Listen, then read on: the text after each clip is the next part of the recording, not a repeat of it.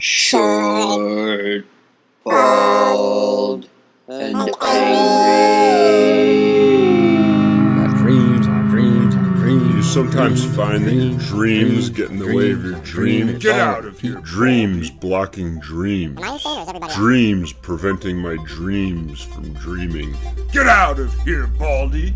He called down a curse on them in the name of the Lord. Then 2 she-bears came out of the woods and mauled 42 of the boys.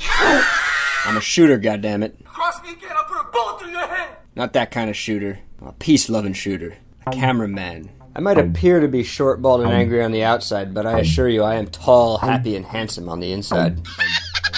I am a walking contradiction. Let's get this thing started. In 3, 2, 1.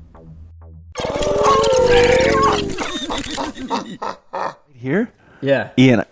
You don't have to do it right there. I If can't. you want to look at me, Yeah. that's cool. You can do Because I it. can't see you. You can move around a little bit. Pull it in, pull it out. Make sure you're comfortable. Some cat-cow. That's what she said. Some, ins and outs. Yeah.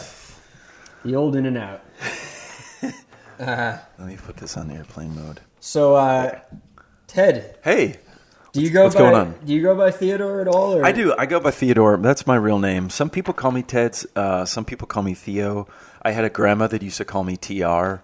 TR. TR, yeah, my first and middle initial. When I was younger, it was Teddy. I don't know. Maybe in the future, it'll be something different. Interesting, man. So, Yeah. so, and how do you say your last name? Ullrich. Ullrich. Ullrich. Yeah. Ullrich is German. Do you know what it means? I do not know what Ullrich means. I do know that the double L, Ullrich, is from like the Bavarian forest area. And there's a folding ruler, if you know, these, it's like alternative to a tape measure. Okay. That was created by the Gebrüder Ullrich, the Ullrich brothers, and I'm pretty sure those are my ancestors. You haven't pretty cool. You haven't traced it back. You're pretty sure. Pretty sure. That's cool, The man. area and all that. And then Theodore means God's gift. So does I think so does Ian So does Ian. and John. Yeah. Every name probably means God's gift. Everybody wants to believe they're God's gift. So in the long run, that's probably the stem of all names in a way. Donald. Are you religious, also means- man? Do you believe in God, and do you believe you're God's gift? I'm very science based. Yeah. I think how I would approach religion is more from a natural way. I don't know. I do find there's patterns that occur, with times of your life, or maybe there's astrological reasons behind certain things, or I don't know, like the year of the rat. Like if you want to believe in Chinese astrology, I don't know. But I do not practice anything. I don't attend temple or church or synagogue or mosque. But I'm interested in I think the stories and learnings about it. Yeah, I think that's pretty typical of our generation. It's like we love the lore and the mythology and like the fantastic. Like it's interesting, but you got to remain skeptical, and you gotta keep. Like keeping an open mind is remaining skeptical, I believe. Like if you just believe everything, that's not an open mind. That's just dumb. Yeah, I saw this Instagram post this morning on my feed that was like, which religion best matches my insecurities? And I was like, okay, yeah, I could identify with that. Or like, I could see people sort of like picking and choosing, like, based on where they feel like they need some strength. Yeah. Yeah, and honestly, I don't want to shit on it totally. It's like wherever you get your strength, that's good. And if that's your community, what about God you? bless it. I used to just say I was atheist, but I've come around to being agnostic because I'd rather admit that I don't know. I just don't know a lot. And walking around pretending like one extreme of anything is also equally as stupid as believing one stupid religion. So atheism, just as a review, atheism is the rejection. I believe so, if I'm not mistaken. Okay, right. It's Believing God does nothing. not exist. Yeah, there's no. It's impossible. Okay, right. But agnostic is sort of like, well, I do not have. It may or may not exist, or Yeah. Yeah. Okay. As far as I know. Yeah. I've been saying that for years now, and I believe it's because I Wikipedia'd it at a younger, when at the dawn of Wikipedia or something, or maybe when I think I was in religion class and I started. That was when long before Wikipedia. That's when I started questioning everything. Huh. Did you go to religion class? No. What age did you go to religion class? For years, man. God, it was so. I want to say it was like. Don't go too far back with that. Okay. It'll definitely tip over.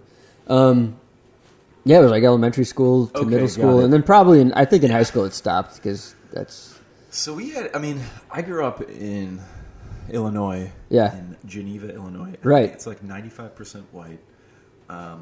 Very monotheistic. Yeah. It's mostly like Christian Catholics. Yeah. And I don't know. I mean. But I think there was a conscious effort, at least from my parents, to not do that or bring myself or my sister up in the church. Cool, man. And yeah, your parents were progressive that way. Yeah, I mean, there's created tensions because the rest of our family, right?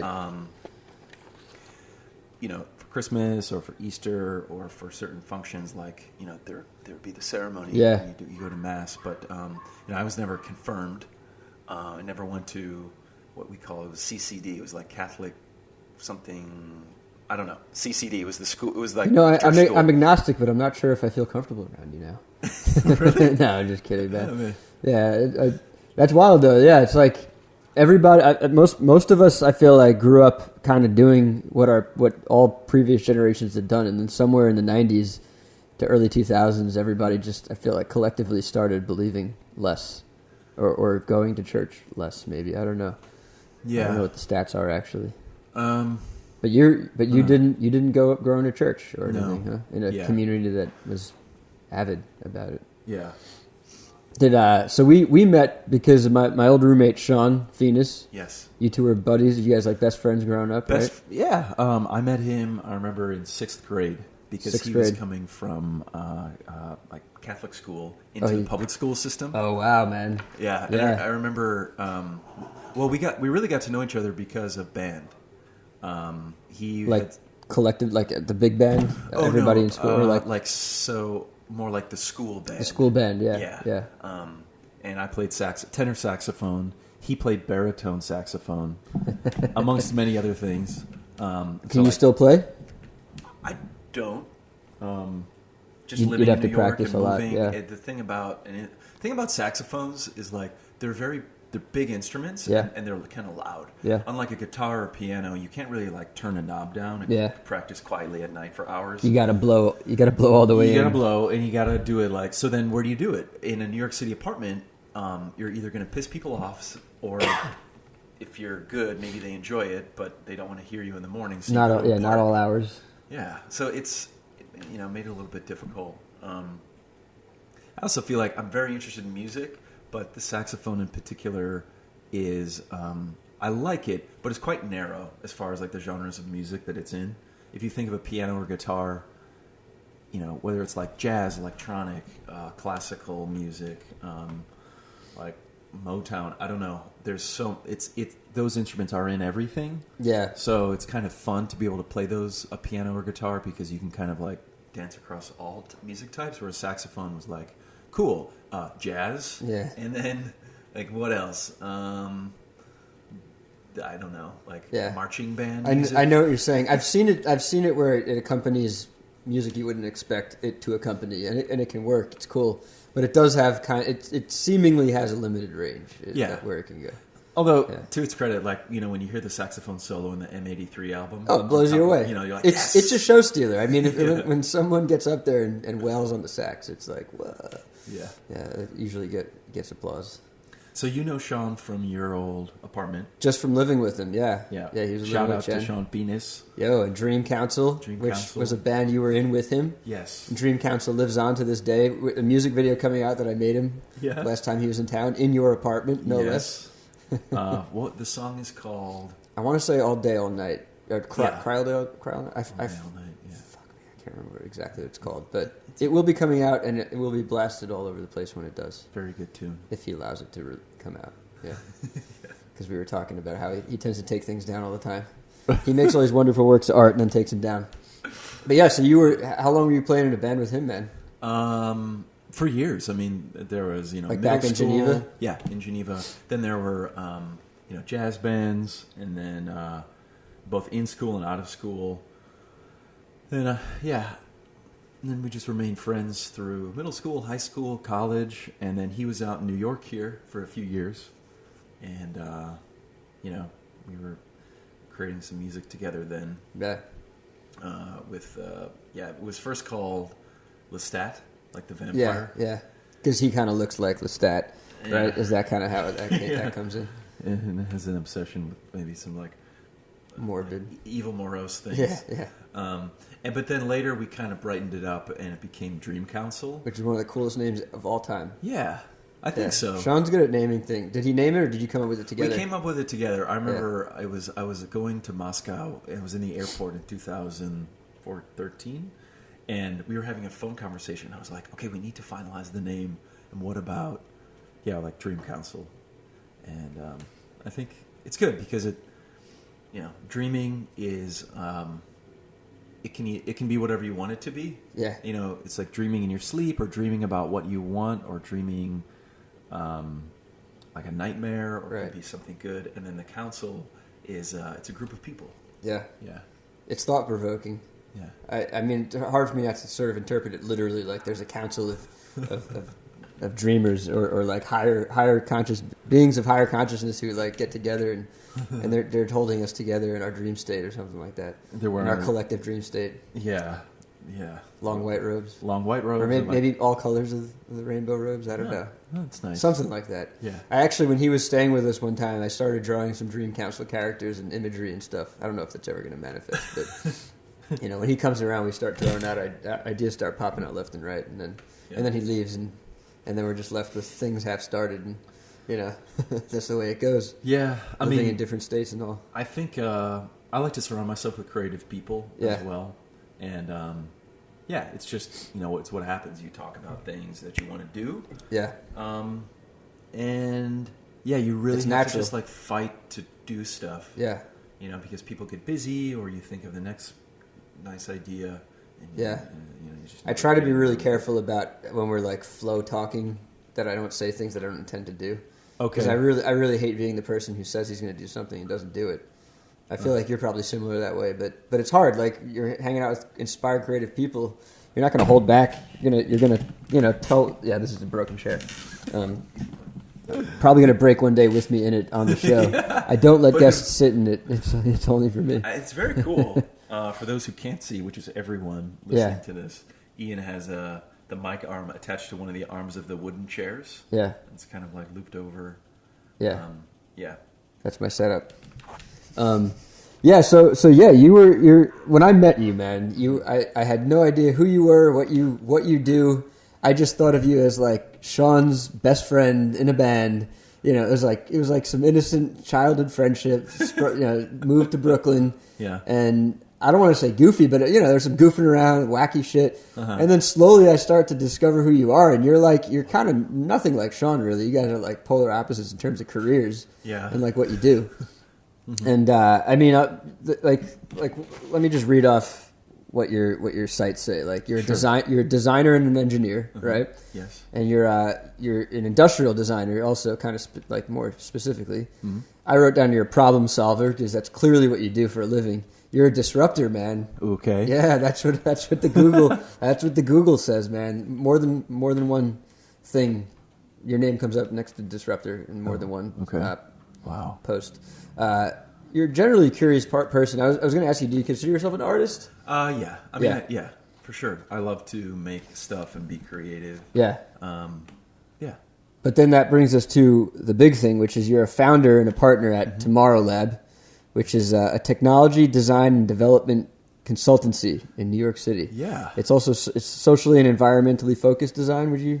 I read that somewhere. Yeah, some of the stuff. Try to be, some right? of the stuff is. Yeah, maybe not every product does or needs that necessarily. I imagine. But we care. And you focus on brand strategy, product design, and engineering, right? So all that. Yeah, all those those things. Oh, that's a mouthful. It's a lot. How we've started to describe it more in the past few years is just a hardware innovation studio. Right. So as opposed to software, I did notice that. Yeah, like physical things, and We're always still just trying to refine how we talk about it so that people understand. But you do make a lot of physical products. Yes, They're not. that is our focus. We make physical things. We invent things. Yeah. So people come to us with, an idea of a new product they want to make, and then we will conduct the science, design, development, engineering, manufacturing to then produce that. So awesome, man. I think about it and it stresses me out thinking about it. Like, Why? it's just monumental. Like one having 3 clients at the same time stresses me out, and I do art and video work, and it's kind of fartsy, and like. But you're on a whole nother level. Like it's the stress must be way higher than what I go through, and or maybe you're better at dealing with it. I don't know. That's what I'm curious I think I've about. gotten better. Well, so we have a staff of around 10. And you people. have a staff. Yeah. So like I'm 10 people, you said? Yeah, around 10. I'm not doing everything. Right. And we're continuing. But to grow. that stresses me out even thinking about that. Having a staff, that stresses me out. Yeah. I thought of that. I mean, the stressful parts. I think my stress level has gone down over the years. You're just getting better at it. Right. Learning to manage and mitigate. Right. And like learning how to walk away from something or just being like, you know what, this is just a job. Yeah.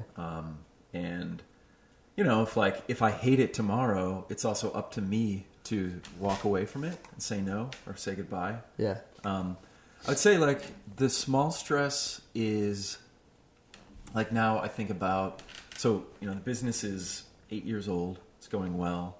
We have a few floors of a building in Manhattan. We have partners and business flow. It's great. You have more than one floor? Yeah. I didn't realize that because I went and dropped off, or I picked up my battery that I forgot at your apartment. Oh, yeah, that's right. And I saw one floor, but you have other floors There's in that another same one, so building? we have our shop equipment on there, and right Cool. now a subtenant. And who knows, like maybe we'll continue to acquire the other floors. But, but the question is, it's kind of like having children. So I don't have any children yet, but, it's like, cool, you had the child, and then you can't just walk away. So you have. You this thing. shouldn't. You can. You You shouldn't. Certain circumstances. So I kind of look at it like at the business as it's somewhat of an anchor, which is good and bad. So, for example, if I wanted to just move to Mexico tomorrow, I kind of can't do that because this stuff is in my name. I have people who depend on me. I have like leases here. The only way to really get out is to just keep going. Like grow it bigger and then maybe hire other people to do what you do, essentially, Exactly. right? Yeah. Or like, let's say I did want to go to Mexico. Well, then the easiest way would probably be to start a second office there. Yeah. You So- said Mexico twice now. Is that a thing that you're talking No, about, I or just you said just it because I saw some reposado over there. I don't know. are you thinking about opening offices up anywhere in particular? Yeah, I mean, I've looked slowly at Los Angeles, which is interesting. It's the other side of the country, different time zone. There's different markets there: entertainment, sports, media. Yeah. In New York, we get access to a lot of different business types and disciplines. So, I mean, we've worked on everything from a bike sharing system to an electronic pill bottle to right now we're creating a new way to clean teeth. Whoa! Like What is it? What is it? I can't say a you lot can't talk about about it yet. All right, we'll Yeah. follow up for sure. It's all over the place, Talk about stress. My teeth stress me out. No matter how good I am to them, it's like just teeth get messed up. Do you floss daily? Yeah, I do. Good, yeah. Yeah. Yeah, I've started to as well. Yeah, and I don't really eat sugar, but I still end up with cavities. I still end up with teeth Really? problems over the years. Like one year I'll be fine, next year it'll be like, what happened? I don't It's know. genetic. Some of it is Genetic. Yeah. Yeah. You learn. I imagine with every product that you get hired to sort of design, you just end up learning a ton, right? It's Yeah. like you start maybe with nothing.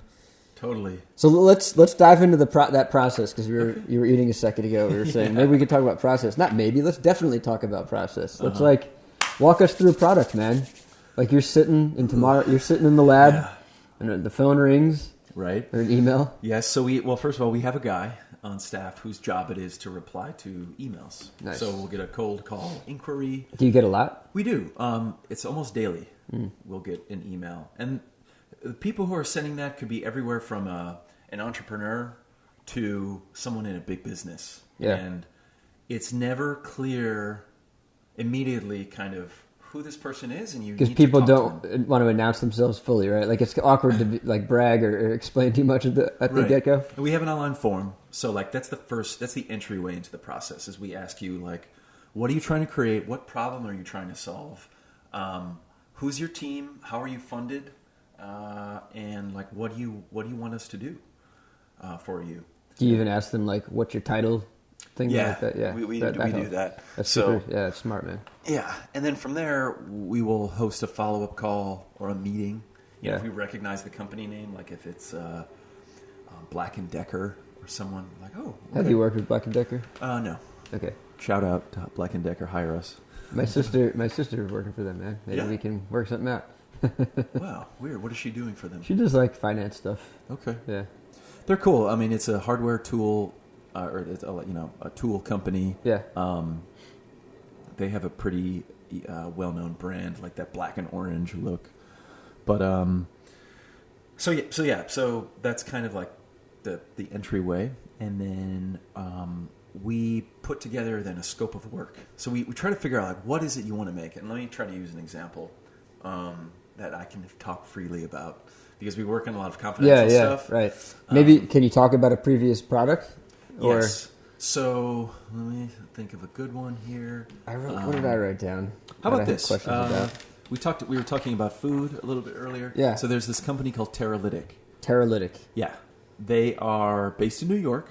They're a company that is creating these agricultural stake sensors. It's a 3-foot stake that goes in the ground, and this thing has like 27 sensors in it. Everything Interesting. from like salt content to nitrogen, oxygen, CO2, moisture, temperature, everything. It just measures a ton of measures stuff. it, Collects exactly. data on a ton of stuff. And then it wirelessly sends this back to a server. Wow. And so a farmer who owns and operates many thousands of acres, like let's say you're Dole or Tropicana or McDonald's or something like that, you're able to keep an eye on those growing conditions. So, Yeah. like, with them, that company, we've been working with them for years. And Steve Ritter, who's the founder, formerly from Cisco, super smart guy, background in software and like building products. And I don't know, for some reason, like he was really hell bent on creating this product and building a company. What you just described did not exist when he came to you. Correct. Yeah, you're describing a thing you helped engineer, design, manufacture. Yes, everything. yeah, invent everything. Brand. So, You brand too. branding we did not do, although sometimes we Sometimes do. you do. Okay. Yeah. So he was smart enough to know that the brand matters. So Yeah. he invested in that with another group. But so for him, we started with a couple month project, just inventing the core sensors that could measure all this stuff. And what did that look like? Like there's a lot of buckets of soil in our office. We are purchasing things on Amazon that look like it might do kind of what we want to do. And so what we do is we take it apart. We do what's called a teardown. And we Right. see like, it's like opening the radio that's behind you. How does that work? And as soon as you know how to sort of be curious around how things work, you can start to just take apart all things and realize, well, there's patterns like, that VCR machine has a motor in it, or that VCR has the tape, and there's different types of tape mediums. And if we were having this conversation 20 years ago, and like tape was the state of the art at the time, like cassette tapes or VCR, someone may be coming to us and say, I want to create a new thing dealing with the tape medium. And we'd be like, okay, well, let's figure that out. And then let's buy shit, see how it works. Let's see, like, I want to make it smaller, and then smaller still. Yeah. And then finally we find the perfect size, and what happens? Nah, we're done with that. Yeah, that happens too. That's the fun part technology about for you. technology is that it's always like there's always new stuff coming out that replaces the old stuff. Yeah. So I saw the teardown, which was more the teardown buildup of the iPod. The first, Okay. that guy had the first iPod. Yeah, And you Joe. added more storage, and was it just that, or we battery changed life it too? from Because the battery a was spinning state disc to a solid right, state disc. yeah. Yeah. So yeah, we have a small but growing YouTube channel Yeah. in which we just sort of take a break from our day-to-day jobs and do this. We buy stuff, we take it apart, we joke, we have fun, but we try to be educational Yeah. with it too. It's fun. And yeah, And you got a cool overhead camera, so you got like a nice overhead view of you taking it apart. So you see the tech laid out on the table. Yeah. Unpacked. Yeah. Explain it. And even within that, there's something new that you learn about every time. But what were we talking about with that sensor? So the sensor, I mean, I was kind of, describing the development process. Yeah. Getting the fundamental sort of prototypes done to say, okay, here's this ugly Frankenstein prototype with a lot of wires. Do they always look ugly? They always look ugly. We know it works. You start with function. We start with function for sure. Yeah. That's our focus. Yeah, it's smart. It's backwards to get it away, right? Yeah, but although function may be... Sometimes aesthetic is function. It may be aesthetic. Like if you fundamentally need something to just appear trustworthy, or like appear friendly, that's kind of a function requirement that we would want to start on early on. So I would say like one of the big practices we do is we try to identify from the beginning what is going to make this thing fail, and then we start on that. So we ask the hardest question first. So then, I love it. There's so many artists I talk to, and when I have that approach, because I have that approach to filmmaking and art, they're like, you're being negative, you're being ridiculous, why are you being like that? I'm like, no. It's cool to talk about all the positive, fun things, but if you don't address, like, foresight, I think, is more addressing what's going to go wrong than anything else, in my opinion. Like addressing, foresight towards like a happy day where you're all high fiving and smiling. That's not foresight. Yeah, that's dreaming. That's just like fantasy. Yeah. So anyway, sorry, man. Yeah, that's great, man. So what's going to go wrong?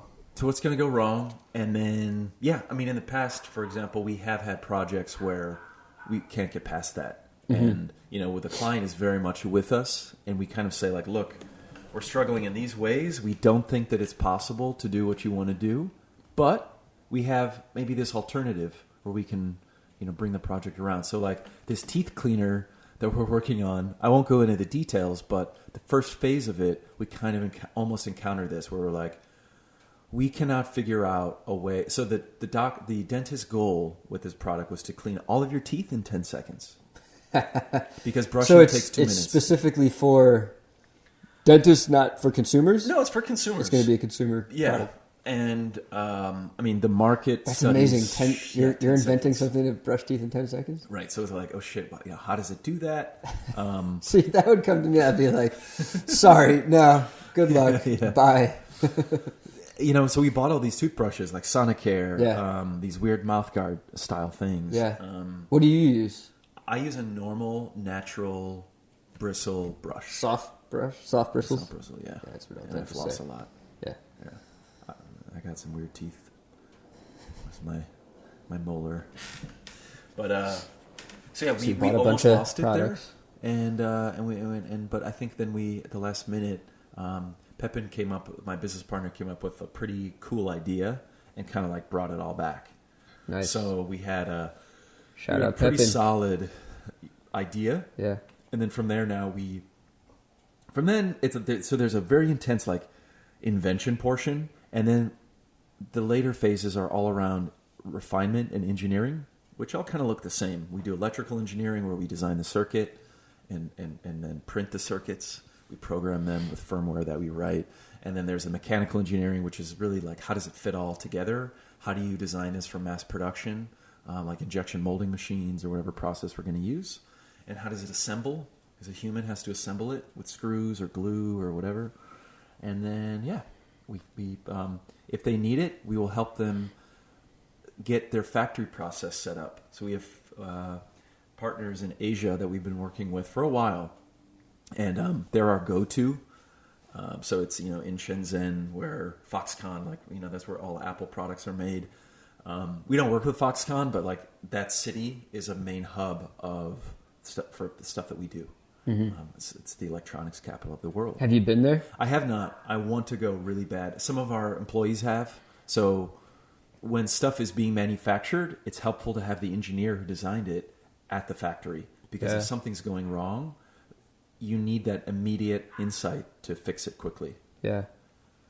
I'd be curious, man. I'm just gonna float an idea out there. No pressure. Yeah. If you ever go and you want to shoot some video to maybe make some promotional stuff, or even just have some BTS documentation or whatever, hit me up, man. That would be fun. Yeah. I want to plan it. I know some people there. There's this good Wired documentary on YouTube, shot by this guy named Bunny Huang. And it goes there? He goes there and he basically unpacks like the history of Shenzhen and why it's so badass. How it became what it is. Yeah. Is that where the woman who she's like one of the richest women in the world, billionaire, she like makes the screens on iPhones and things like that? Does she operate out of there? Sure. Well, I don't know her name. I don't know her name either. Wow. Yeah. She's a rags to riches story. She was working in factories for she was like basically slave labor and rose up and makes her own technology. Now she's like a billionaire leading technologist, you know? That's good for her. Yeah. I mean, it's incredible. I was in Singapore 2 weeks ago for work, and obviously it's not China, but like Asia is so advanced, man. They're like riding around on electric scooters, and like everyone is ordering like food on WeChat from their cell phones, and it's just like technology for every aspect of life. Yeah. It's so advanced. Yeah. They're way ahead in so many ways. Mm-hmm. Yeah. I don't know if we'll ever catch up. Do you think America's on a decline, on like a massive economic, socioeconomic, cultural? Like culturally, I think we're still on the high. We got great culture coming out of America. Yeah. And I know because I did some research into it. One of our greatest advantages is the way our private sector collaborates with universities and stuff, and people from around the world come to our universities for that reason. Right. But then our biggest downfall is the fact that we have this war on immigrants now, and and even before that was happening, one of our biggest disadvantages was everybody would go home because of the visa situation. Right. So we're making all the geniuses come here, and they work on the M? Yeah. What's the H-1B? The H-1, yeah. And then they leave. So it's like do you think America's headed to golden era, or are we on the decline? I don't know. There's a few things there. I mean, first of all, like we employ a lot of internationals, whether through our internship program or just over the years, our full-time employees. So like we've dealt with the struggle of visas and just what that's like. I have observed it's getting tougher. Even for the H-1, we are going to be sponsoring one of our employees soon. He's Chinese, and who knows if he gets it or not. As far as the economy, it's so hard to tell.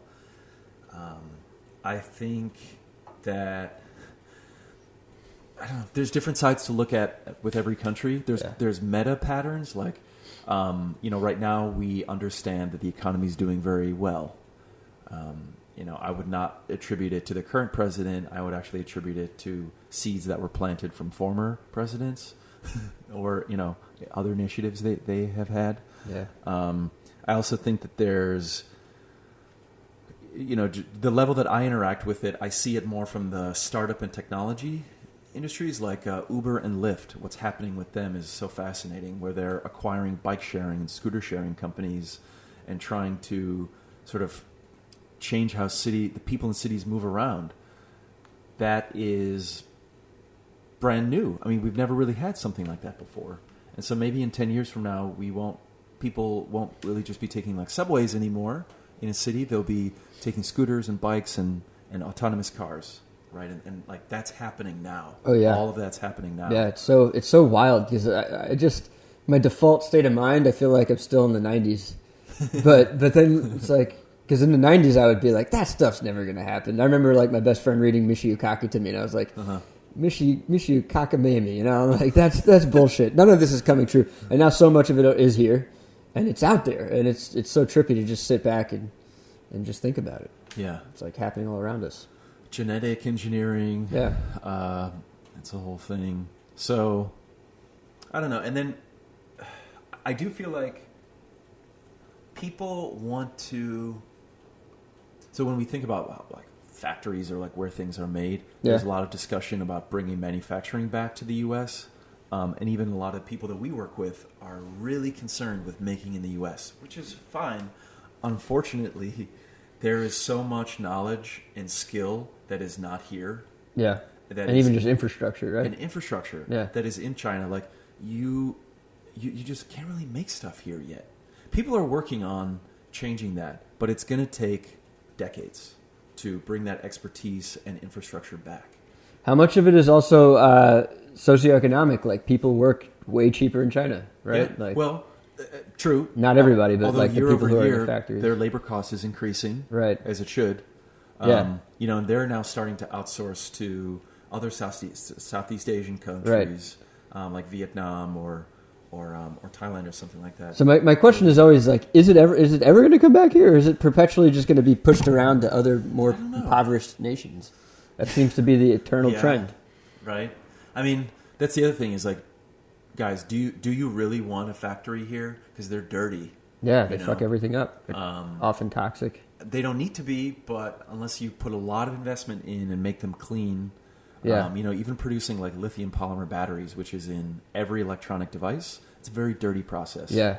And that will poison water. Yeah. So, you know, it's. How do nice. they dispose of that? We're supposed to throw that. Do you know? We're yeah. supposed to donate it or throw it away in a certain way. and then- Staples that you know store that chain. You can bring electronics and the e-waste recycling. They're supposed to accept it for free and then responsibly dispose of it. Do you know what responsible disposing is? I forget. I think they like bury it in a certain area. So it's just put it in a certain area. Yeah. Which is maybe that could leach through somewhere else. Always, right? Always. It's crazy. There's so much technology that's just damaged the planet. But now we're in a place just like we have these driverless cars, all this wild things happening. It's got a positive side, which is we can now be green and clean. Yeah, I do and think so. It's there. It's just everybody needs to get behind it, which is another like decade thing, right? Yeah, or you discover what works for you. Have you ridden these scooters? These like so Lime, Bird, Jump. No, but I've heard of them. Yeah, one of them's right out there. They have a headquarters around the corner. Yeah. Oh, I didn't know that. Yeah, I forget which one.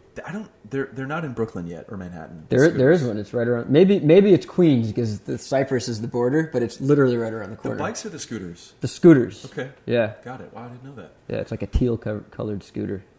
They're definitely in beta because it's only here. It's I rode one of those recently in San Francisco and then in LA as well. They're incredible. Yeah. And I bought one from Amazon. You bought a scooter. I bought a scooter. Nice. So I did Just the because you had research. such a great experience out there. Yeah, and also like I love riding my bike, but I can't. Just my apartment situation, I can't really bring my bicycle up into it easily. Mm-hmm. So the scooter was a way to kind of like You leave it on the street. it folds and I bring it up. It's like 27 pounds. Oh wait, It's what small. scooter are you talking about? You're talking about a Yeah. scooter that you stand on? Scooter you stand on. Oh, I thought you were talking about the rideable. What do you call them? Like not motorcycles. Like the Vespas. The e-bike? Okay, the Vespa things, yeah. Those are fun too. I thought that's what you're talking about. So you're talking about a motorized scooter. Gotcha. Motorized scooter has batteries built into the base. Yeah. It's incredible. These things go 17 miles an hour. I feel like I'm in the future when I'm riding it because I'm like in Manhattan, where I live and work. I'm doing short distance commuting, and I'm going faster than cars In the bike lane. in the bike lane, or on, Yeah. or on the street. But Every now and then you whip out in the street, yeah, it's popping wheelies, not yet. Yeah. or doing little. You spin it around. No, Is it it's not a little built for heavy. that? No, and the head unit doesn't. It doesn't twist around. Doesn't 360 like Okay. that. So, but wow, it's so fun. Half pipes. Maybe I did take it to the skate park underneath the Manhattan Bridge with all those Yeah. little things, and I rode it around a little bit. But that was on my second day. I don't want to break push an too hard. arm Yeah. in the first week. Yeah. Or break it. I'd be more afraid to. Yeah. I'm afraid to break arms as much as I'm afraid to Yeah, you break don't my, break an my arm. gear. I'm willing to break stuff. Mm-hmm. You know. Yeah, you have made a living out of tearing things apart to figure out either how they work or how to make it better or Right. to make something new. Yeah. Yeah. Yeah. Yeah, it's this. We have this mantra. It's like learn, make, test, break. So first you learn about what it should be, then you make something, then you test it to the point of breaking it because you have to break it in order to learn where it fails. Thresholds. Yeah. And then you kind of do that cycle again and again and again. Yeah. So it's like nothing's ever really precious. Yeah. We try to just take this learning approach with it. And I don't know if you knew this about me, but I worked at an engineering firm for little more than 3 years. It was they worked primarily in construction sites doing Okay. instrumentation, a lot like this thing you described, the stake that you stick in the ground. Yeah. All these instruments just monitor all kinds of things. What was the temperature, company called? vibrations, geocomp. Geocomp. And Yeah, so that was my job. I was an instrumentation technician because I'm not an engineer. Okay. And I could have, they wanted to train me to be an engineer. But yeah, I would just install these things, you know, all over buildings and in the ground. And I worked in the World Trade Center. I worked on 2nd Avenue subway construction. Crazy. And this guy I worked with said something similar to you, which was like, you just can't be afraid to take things apart because the instruments break all the time. Yeah. And I was never as good as him. He was fearless. He would just take everything apart and rebuild it again. Like another big instrument that you would not take apart at this company. You know, the AMTS machines, the surveying equipment? Is that the thing guys that they that shoot shoots the the little lasers? lasers at prisms and stuff? Yeah. Yeah, we would use those all the How does time. it work? They shoot little photons out at the lasers. They come back, and it's a triangulation thing, and it's you're figuring out the positioning of. You're building essentially a 3D model of things with the lasers. Okay. Yeah, And then it's way more complicated than that, but that's it in a nutshell. are they determining heights, like they're doing grading? Yeah, you can determine it's a coordinate. Okay. It's a 3-dimensional coordinate. Yeah, and it's you need many prisms to get that. One does nothing. You need at least 3. And Technically, you put them all over the buildings and all over the place. Yeah. Right. I love non-sexy, boring technology like that. Like this instrument you're talking about. Like that shit allows us to. Can I say shit? You can say whatever you want. That The only stuff- warning is don't say something that I'm going to have to edit out later. Okay. That stuff allows us to build buildings. You know. Yeah. And so, like personal project wise, that stuff really gets me excited. It's super cool, man. Yeah, it's But fascinating. the next big sort of like industry that I'm somewhat interested in looking at is the cannabis industry. Yeah. State by state, Michigan, they just turned over to legalize recreational. Right. Canada and LA and whatever. There's so much revenue. Everyone understands there's a lot of revenue potential around medicines and recreational and just like the money we're spending against like arresting people for this plant. Yeah. What I'm interested in are the devices that will be necessary once and while these things get legalized. So, for example, like the state of the art to measure THC concentration is this $15,000 box in which you have to like grind up the flower, put it in this high pressure liquid system. It uses this old school, the abbreviation is DADS, but they shine a tungsten light through it. They look at the rainbow that comes out of it, and they assign that to a concentration, blah, blah, blah. After 8 minutes, you finally get this little printout that says, your THC and CBD concentration. And I'm thinking, like, if we could just make this fast and easy and reliable and cheap, then, I think, the same way that we have the percentage alcohol by volume on, like, wine and beer, that could start to come to cannabis products. And I think people would just be way more comfortable, even if they could own one of these instruments themselves, to be like, oh, what is this concentration? And it just I find I still don't know any of that. Like I get an edible or a joint or whatever, and it's like you don't know what you're getting half of the time. You don't know how strong it is. Name. You don't know what it's. Yeah, the stupid names. Yeah, like Gorilla Glue, right? Half sativa. Like okay, yeah. Right.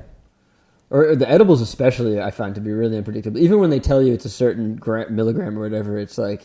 One will hit you hard, one won't hit you at all. It's just like maybe it slipped into one cookie and missed the other one, Yeah, it could have. Yeah, I find that to be the case. Yeah. But, yeah, that's cool. I was going to ask you if you're cool talking about all that stuff because sure, I feel like Elon Musk smoked on Joe Rogan's podcast and everything went downhill for him right after that. But yeah, you're down with it, man. It's the culture's shifting. It's time everybody just of all the drugs that we need to loosen up on. That's number one, obviously. Yeah, I agree. There's no reason to be criminalizing that one. At least with like heroin, it's like so horrible. It's such a horrible thing. But with weed, come on. Yeah, we need to grow up culturally. I kind of feel like when I use the word they, I don't know who I'm talking about, but they knew for a while that the moment, like there's a reason behind why I think they kept it illegal, because the moment that they make it legal, it's kind of this new economy that's just being born out of nowhere. And I just can't help but think that the people who are in charge at the state level know this, and they want to time it right, and they should, and they want to create, the right revenue for it. What's cool about what's happening in Los Angeles is like there's so much tax money that's being accrued from the recreational sales, and that stuff's going to good uses. Same thing with Colorado too, right? Mm-hmm. Like, yeah, I've heard the same news. Yeah. Yeah. It's employing people. It's small business owners can do whatever they want. So Yeah. it's great. Yeah. And, Have you had any clients come to you We have for that? Yeah, a few years ago, we were approached by one group who wanted to create a new what is that? It's not a vape pen. So vape is pretty popular now, but before that, there was the what do you call it? It's just you put the flower in there, and then It's like a vape pen, but you put the actual flower in. the Pax Labs. That's what I want. I bought a shitty vape pen, and I don't really want a vape pen. I want what you're talking about. The oils kind of freak me out a little bit. You don't think they work well? Yeah, I don't think. You think it's a bad idea? It's just you need, Toxic wise, or in terms of like extracting the maximum amount of like THC. efficacy. Because what they do is you put it in a little oven. Yeah. Or the device, like the PAX, for example, has a very hot oven, and it just like bakes it. You're just you're baking. Go Yeah. figure. Whereas I think Getting baked. putting a so that temperature is not very high. Yeah. So you're not going to extract the most that you could when you basically burn. So it's wasteful then. It's a little wasteful. Some people argue that like, oh well, it extends the use of each little stuff you put in, the flower you put in there for longer than you would if you were to just smoke it in a different way. Yeah. So it's cool. So anyway, someone had approached us with that idea. They wanted to embed a fingerprint module in it, which is a great idea. What? So only one person can use it? Mm-hmm. So let's say you have glaucoma. This is more for like the medical realm. So let's say you're given a medical cannabis card. You could get a pen that can only work when it recognizes your fingerprint, which is... It's a good control tactic for the establishment that wants to make sure people aren't abusing the medical side of it. Or let's say that you're an older grandma or grandpa and you're like, wow, this is unusual. I'm going to give this a try, but I have younger... I have my grandchild in my home. Those nimble little teenagers, you can't trust them. They're fucking crazy. So it's a peace of mind. Yeah. And so that's cool. That's a great reason to do it. Yeah, I feel that one. What else? Otherwise, no. But I feel like when New York does begin to legalize, there's going to be a lot of inquiries around it. Yeah, specifically that. Us. Yes. Yeah. Oh, yeah, right. A lot of people are going to come to you then. Right. Do you only really... I mean, you work with clients outside of New York, right? Yeah, we do. Yeah. All over global. You're global. Yeah, I mean, if people find us on the internet, there's no reason why we wouldn't talk to them. Yeah. We do... But there's problems with business, international business. It's super complicated. But you're Tamari. Look who I'm talking to. Everything you do is super complicated. So why would you say no to that? Well, and I'm having trouble FedExing my art book over to the UK over here. Yeah. Look at me. I mean, I don't know. If an international client came to us and wanted to work with us, there's usually a reason why. Yeah. So, either they find there's a value to working with a New York-based client, or we have something that others can't offer, and inevitably we would co-locate for a certain period of time. Yeah. Either they would come to New York, or we would go there. You said you're 10 people, right? Yeah, right around now. 10, a little bit more. Yeah. Do jobs dictate how many people you need? Like, do you get a certain job where it's like, oh, we got to hire 5 people fast, or is it kind of? Does that happen? Yeah, it is. But the problem with reacting too quickly to that is that you could hire people that you soon have to lay off. Right. Our projects are you upfront about that though, or are there laws against doing that? We tell people, like we tell interns or employees, like, or interns especially, like, look, we cannot hire you right now because, the deal flow is just not there. But in 3 months, that may change. And, it's on the business owners to kind of take a sober look at, what does our books look like, and can we afford to bring on another person? And we have to take those risks. We create new roles. We're actually looking for 2 new people. I could talk about those roles later. But why not now? You're there. Okay, Yeah, I'll forget. This is quick shout out. So Yeah. the first person is we're looking for a new business developer. So this is a person who replies to our cold call inquiries, sort of quickly understands what the project is, and maybe assembles a proposal and works with myself and my business partner to build it into a project. Yeah. Yeah. And then the other person is we had hired this role, but the person who's in it, she's moving to another state with her boyfriend, but it's a creative content producer. Essentially, it's it's like a one-person advertising agency inside of our company. So people who do like video editing or maybe take I'll photos. apply, man. Yeah. I am trying to stay freelance and independent and everything, but maybe I'll apply. Yeah. You know, It the includes role the is social part-time. media. It's like And it does social include media. social media. An in-house agency. Yeah, an in-house agency. There's so much cool creative work that's happening every day. Yeah. In our space, it's just that this person's role is to capture it, Right. and then broadcast it, Right. In And be sensitive to what can be broadcasted and what can't. yeah, and that's kind of our marketing strategy. Like, we don't pay for any other marketing besides that. We just How sensitive are all the projects and products? Like, do you have in-house lawyers too? And we don't have in-house. We retain a lawyer more for our own needs.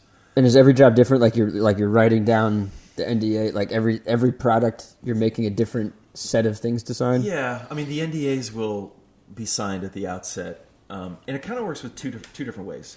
If you're a startup, you are in secret mode until you're not anymore, and then you want to be as noisy as you can, right? So we like that, and we help with that. So, for example, on Tuesday, there's this male preservation fertility service that we helped invent called Legacy. That's launching, and when they do their PR push, we're going to have our PR team on it as well. Yeah. So that's one thing. When we're working with a big business, it generally is like we're fighting to even talk about it at any point, because Even when it's done. Because which is sort of bullshit.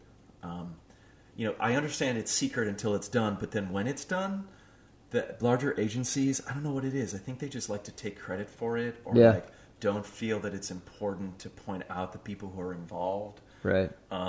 So in that situation, you maybe feel like you're being treated like a behind-the-scenes crew member. Right. And so the way that we mitigate that is we charge a lot up front, because it's that makes it feel better. Yeah. Like, if you're not going to let us talk about any of the work that we did, fine. But like, we're going to charge you. Wow. So how much is there? A lot of that A lot. you've done. Yeah, there's a lot. And we're now also trying to just like change our tone from the beginning. Just make it very clear. Like, we want to talk about this. We want to be credited. It's better for everybody. I do understand the reasons why they would want to do that, but it's better for them in the long run. I think so. You're essentially giving them, to some extent, free press, unless you charge. Do you charge for some of your social media outreach and promotion stuff? We wouldn't charge a client. You don't do that, because right. what works. So for you're them giving works them for free us. promotion. It's so crazy that they wouldn't want it. Yeah, but like, if it's we're doing a project right now for Procter and Gamble. When they launch that, they're going to have their own teams control the message from end to end. Right. And I understand why they may not, like, they may see our voice as noise. Conflicting branding messages, right? Yeah, but fine. Let's figure it out from the beginning. So that's cool. And that's kind of, we started doing that this year, and I want to really figure that out more next year, is how do we generate more of, like, this cool shit we're doing, how do we talk about it in a safe way, and both to share what we do, but also get people excited. About creating new shit. Yeah, man. Yeah. I wrote down some products that I was curious about. Yeah. Are they things you like, you hate? I just want to know more. I remember you telling me about the City Bike Key. Yes. Like, what was that? So in 2013, when the City Bike system launched, I was one of the first people to sign up. Yeah, I remember. Yeah. And what I did is I hacked the key, which is the keychain. Inside of it is this. It's smaller. You tore it down. I tore it apart, and then there's a small little antenna inside that's the shape of a dime, a little bit smaller, and then. That's it. That's the NFC antenna. And so that's what you use to check out. And I was like, well, this is cool. What if I were to create a piece of jewelry with this? And so I created this like gold pendant, put it in there. It's kind of this like speculative artwork. I put it on Shapeways. It's this 3D printing website where people could buy their own 3D printed version of it. You did this with their permission, or No. you just went ahead and did all of it? I just did it. Yeah. And the Wall Street Journal picked it up, and there was some buzz at the time. And then 5 years later, City Bike Finally caught wind of it. approached us, and they were like, "Hey, we want to create an award for our Bike Angels. The Bike Angels is this group they started where, in order to help redistribute the bikes to stations that have too few docks or too few bikes, you get points if you do that as a city bike member. And as you accrue points, you can trade those in for like buddy passes or this very special medallion. So we kind of recreated the whole process, and where we ended was this beautiful like silver key. Each is engraved with a different section of the New York City street grid, and then it has that special antenna inside, so you can use it. And if you're the Bike Angel person who accrues enough points, then you get one of these for free. Cool. Yeah. That's awesome. It was fun. It was a passion project. Like I don't even think we made money on it. We lost money. Kind of broke even on the materials, but we used that as a way to sort of share our love for the bike sharing system. That's great, man. That's so cool. So that was just totally your own kind of just you got inspired and just went out and did it. I think I knew that. Yeah. This astronaut reality helmet. What is that? This is a award-winning product. Yeah. What is it? I So don't even know it won a few Ken Lion awards, which is like this advertising agency award. So there's a series called One Strange Rock, narrated by Will Smith. It's on the National Geographic Channel. Right. I haven't seen it, but yeah, I want to check it out. I guess it's beautiful. I love that stuff. The series is about the astronaut's view of Earth from space, and what a powerful view that is. It's very humbling. Yeah. So what we created was this helmet. It looks like a space helmet you put on. It's a VR helmet. It's a VR helmet, but the technology we embedded in it it's a small laser projector and internal like surround sound that projects the image on the inside of the helmet. And so when you're in a dark room, here on the visor, just like imagine an IMAX, but shrunk down. So it's like the projector's back here and it's projecting on the visor of the helmet. Projector's above and sort of shooting this, but the field of view is very large. Like you can move your head around inside of it and look in all directions and see. Oh, so it's like it's affixed to you. Yes. And it doesn't turn with you. Correct. You're just turning your head. It's Yeah. like a gigantic Oculus. It's not a small. Well, Oculus is just it's not like Oculus at all then. Yeah, it's not like Oculus, because Oculus you wear on your eyes, basically. Yeah. This you wear on your shoulders, much like a real space helmet. Yeah. A space helmet's designed so you can rotate your head inside. And it doesn't move around, right? So, and then you can. There was content created from Framestore, who did the graphics for the Mad Max movie. I guess so. It's this like 90-second clip that shows Earth from the perspective of space, and you're like you're floating around out floating there. around. You do this, and so they debuted at this press event where there was an audience of people all wearing these helmets. And not only can you see the video that's playing from the inside, but you can see it from the outside of the helmets as well. So it's this very surreal look where it looks like all these space aliens are like... I haven't seen that. I need to see that, man. Do you get to keep all these products? Do you have like one or two lying around the office? We try to keep one of everything. So we have a gallery wall. Yeah. You can come in and see what we've made over the years. Nice. And we have one of these as well. Awesome. So after that event, they went to Tokyo to this TV Asahi festival, and like families and kids of all ages got to play with those for a month, and they shipped them back to us. They're kind of moving around now. Nice. Yeah. It's cool. Yeah. So so the company that hired you to make them, they take them around, or is it like some team? We kind of helped do it. It was an advertising agency called McCann who hired us. So interesting, man. It's like every job is different, super different, and the set of responsibilities are different, and the scope and everything changes. It's so wild, man. People are different, yeah. What's Jump? Cool. So Jump is Uber's bike sharing system. And the story for me begins in 2009, where I met Ryan Respecki, who's the founder of Jump, at a bicycle meetup. It was myself, I think at the time it was like an ex-girlfriend, and then it was like Ryan and one other person. You were just more into biking back then. Yeah, so what was happening in 2009 was there was an open call for people who they wanted volunteers to help. It's called doing rack sighting. So this was before City Bike was in the city, and they wanted the public to come out and help say and dictate where the bike racks should be. And I was, and still am like a bike nut, but like I think I was even more like, living in Williamsburg and like, bikes. I love bikes. So I feel like I remember that part of you. Thinking about you on this motorized scooter, it's hard. It's not hard for me, actually. You're a futuristic man. It's yeah. Yeah, it's more of like maybe hate of cars, but so I showed up and I met Ryan and we got to talking and I learned that he was working for the DOT in this bike planning division and I was an engineer and a product designer that had recently moved to New York and he had a patent on this like low-cost bike sharing system and I knew of it because before New York I was living in Copenhagen. Sorry, that was before Atlanta. I was living in Copenhagen for a while where Copenhagen is one of the birthplaces of like bike sharing, modern bike sharing systems. They've had it for a while. So I was like, yeah, I know bike sharing. I can help you. And so we worked together for about a year and a half.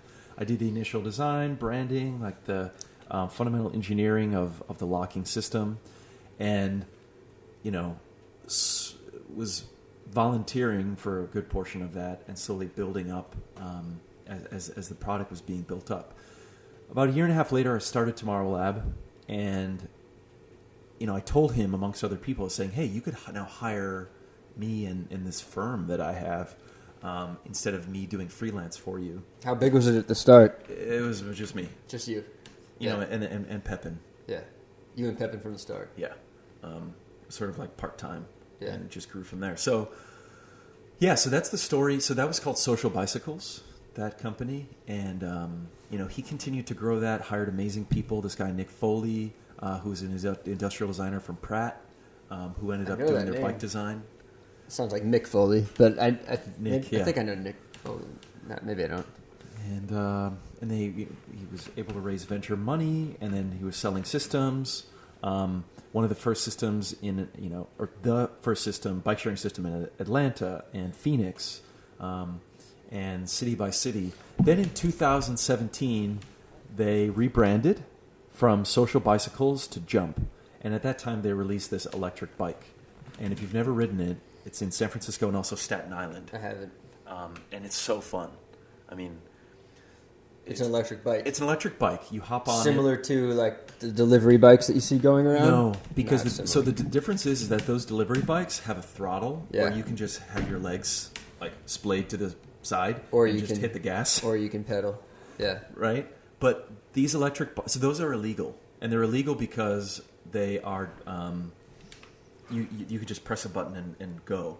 What makes them legal is when they're pedal assist. So if you pedal a little bit, it's like this wind is at your back, and you just get pushed very fast, and extends your range. You travel very quickly. It's great. So they did a pilot in San Francisco. It was successful, and through some conversations and some stories that I don't know what happened, they were acquired for like $200 million in earlier this year. Yeah, nice. It was great because just seeing... Yeah, you feel like partially responsible for it, right? Well... It's like partially a shared success. In some way, yeah. I'm really humble about that because I know how hard it is to create and build stuff. And yes, it is important to recognize the people along the way, but when you're doing it day to day, like that's your job, and there's so many opportunities to give up and fail, and I'm really proud of them. What's your favorite product that you've helped bring to life? There is it's kind of dry, but there's this thing called Way Count, which is a traffic counter. It's favorite because I kind of came up with the idea and developed it, and then received some investment from a company who's now they're a Minneapolis-based company called Counting Cars. They paid us to develop it, and they sell it. And I maintain still some ownership of it, but I'm excited because... As in you get royalties? Yeah, I get royalties. Nice, and I am working on eventually trying to sell the company. So the idea, what does it do? It replaces those big metal boxes that you might see on streets. It's the stuff that no one pays attention to in the world.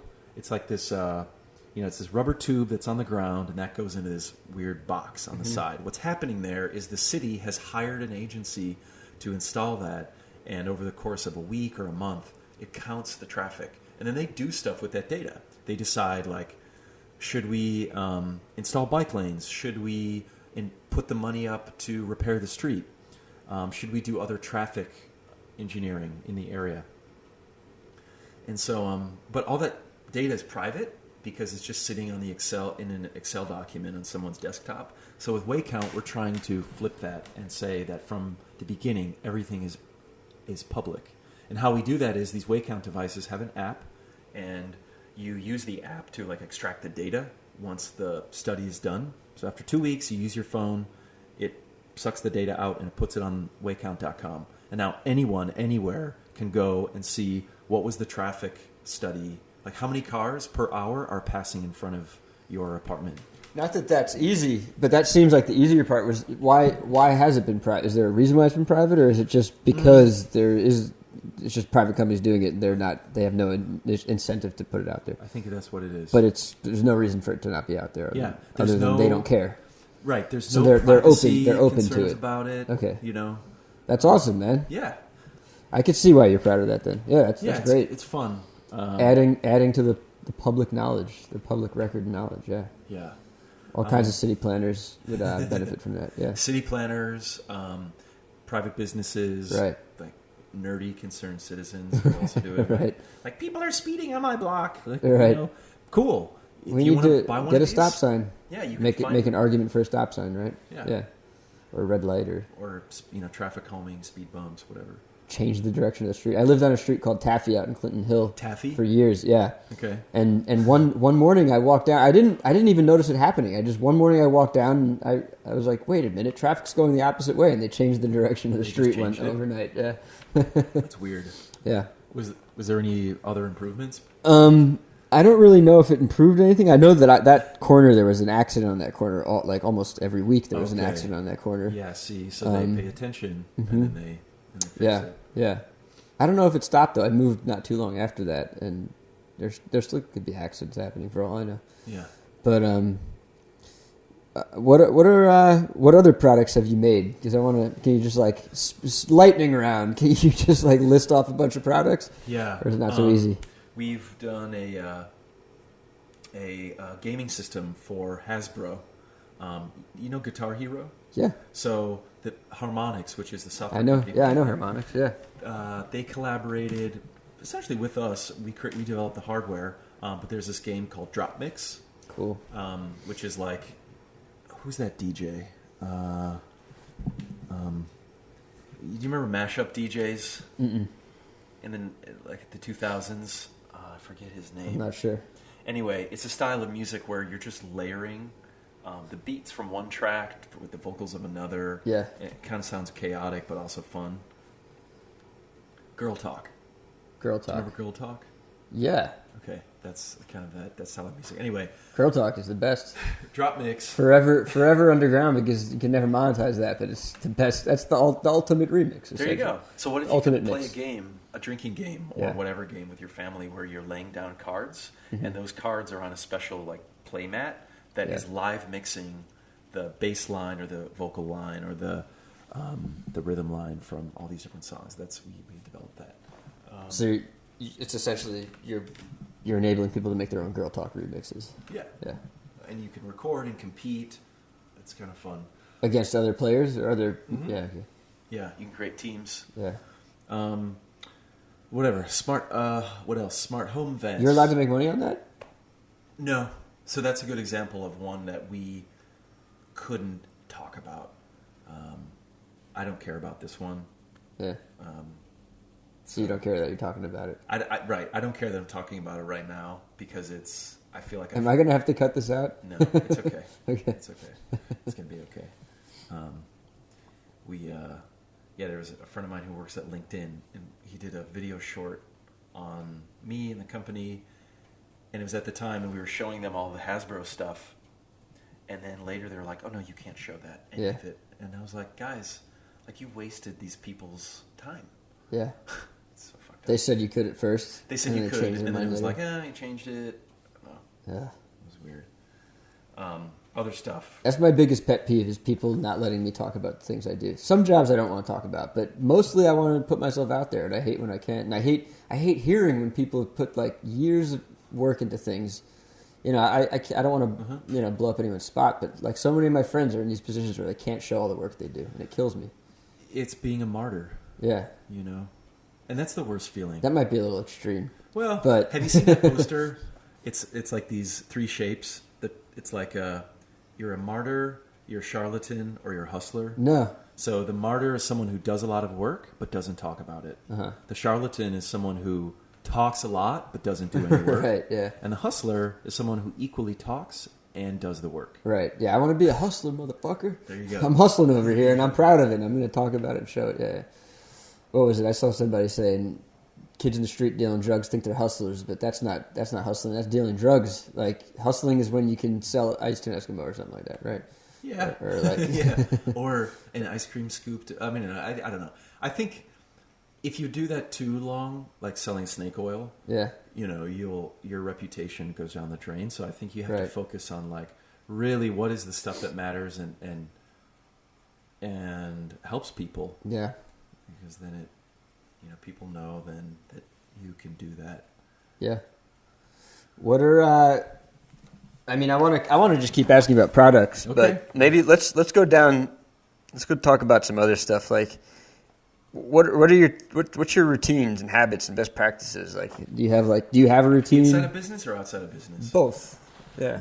Because I- they must affect each other, even Yeah. if you keep them siloed and separate. routines. I like to, work out and exercise. Yeah. That's Running. used to be a big runner, more like strength training and gym stuff. You I trying to do bulk from up? time to time. It's more like it's like skill based. Uh-huh. So it's all body weight. So things like handstands and flexibility and pull ups and shrimp squats and things like that to kind of just maintain. So you had flexibility some and kind of strength. thing in your apartment. What do you call it? The That thing? the little bars. Yeah. So, that's good. And yoga is Yoga. great, Yeah. relaxing, just like stretching. Yeah. I need to do so much more of that. Right now I'm just so tight. I need to stretch and yoga and all that. Yeah. Yeah, or like go to a Chinatown massage. It's weird. One of my routines is I have my daily to-do list, which I make the night before, Okay. and I put stretch on it almost every time I don't do it. That's like the one I'm pretty good at, like putting down like not overstepping my list. Like I put down what I can do. Fucking never stretch though, You man. never do it. Yeah. Why? It just gets. It just gets eternally pushed back. It's like I'm gonna do this. All right, I'll do stretching after this. I'm gonna do this too first, and then it's like time to go to bed. And like if anything, I'm just doing like 1, 5, 5, 4, 3, 2, 1. All right, I'm done. Yeah. Well, then during the workday, I feel like it's more about. I do the same for you as you. I create the list, but then I assign times to it. Mm-hmm. So, I think it's because I'm just based on my job. You have to I time have box. to be distracted. Like Yeah. people will need things, or they're like, "Hey, I have a question," or "I need this," or "This person called," or "that delivery person showed up," or like the landlord showed. Like I have to respond. It's endless for you. And so the habit that helps me come back to productivity is the calendar. So like in Google Docs or Google Calendar, like sometimes 30-minute increments, I will put what I should be doing at that moment. Yeah. And it might be simple, like write this email to that person, or if it's a longer thing, I could block out 2 hours for writing a proposal. So if I get distracted or whatever, I can just look at the calendar and be like, oh yeah, I need to be doing this right now. Do you do that a week ahead of time, month at a time, daily? How does that work? At the beginning of the week, it'll start filling in with like appointments with other people, but then day by day, I fill in my own time as well. So it's mostly a daily thing then. It's a daily.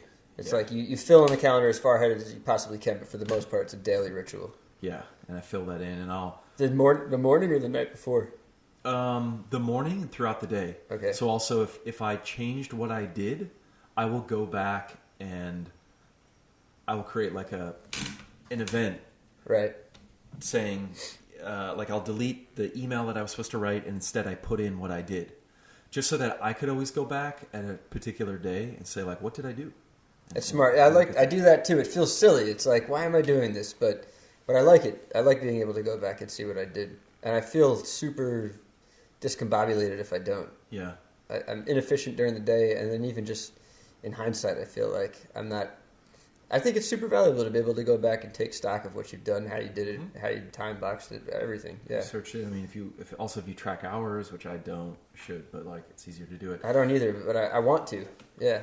But I think it does come down to priority. Like, the older I get, Right. the more I realize that it's like it's not about getting everything done. Right. It's just about like what is important Yeah. right now. Yeah. And doing that. What is important right now for you? What's the most important thing in your life? I'm here right now. Yeah. I'm talking to you. Is it just wherever you are? Love the one you're with mentality? Yeah, of course. I think so. Which, there's some dark sides not dark sides, but if you are too much in the now, there's a great book, by the way, called The Power of Now, that I read, and it really changed, the way I think about things. Yeah. But the principle of Power of Now is like, be present, be thinking about where you are now. Don't let future things worry you or the past worry you, because that's just wasted mental effort and energy. Yeah. And emotional energy. But then, of course, you can't just be like, oh, well, then I'm not going to plan anything. Yeah. You can't just always be in the now. That's not what it's about. And it's also good to remember the past sometimes and think about the future, obviously. Yeah. Yeah, or else we wouldn't... we'd keep making the same mistakes over and over again. Or we wouldn't plan for the things to go wrong. We wouldn't have any foresight if we didn't think about the future. There's some... I don't know if this is still true, but I guess in the world of structural engineers, there was something like every 20 or 30 years there's a big structural engineering disaster, and they attribute it to the fact that each generation forgets important lessons from the prior generation. Totally. And, there's like a bridge failure or some like building collapse or something like that. And then for a while everybody beefs up again and everybody's super tight, and then they get lax again. Something breaks. So. Do you know any of the big ones? I don't know. I feel like there's... No, I don't. Have any of the things you've done been on a big engineering level, where you're engineering like a structure, or has it really just been products? Yeah, it's been things that are smaller than the human body. That's kind of our specialty. It's all smaller than the human body. Yeah, I mean, you would, I think, more like architects or interior architects would be people who design stuff that's larger than the human body. Right. With that said, I mean, we are working on things that, like right now, we're working with an Atlanta-based artist that I know from Georgia Tech. My time there, he got a commission on one of the northern states to do this big, like, beautiful interactive installation, and we're going to be developing the mechanism, the little motor mechanism that will be duplicated by 500 times inside of this thing that will enable the whole like large movement. So it's like, yes, it is a big piece, but if you break it down to the fundamental parts, they're very small. Yeah. And I think that's also exciting for me is like one of the whole reasons I love products is because if you invest time and figure out how something should be made, and it has really great features or whatever, then you can mass produce that, and then everyone can own it. And so in some ways it's sort of like the biggest thing ever, scale wise. Even though individually they're smaller than the human body, collectively it creates this mass.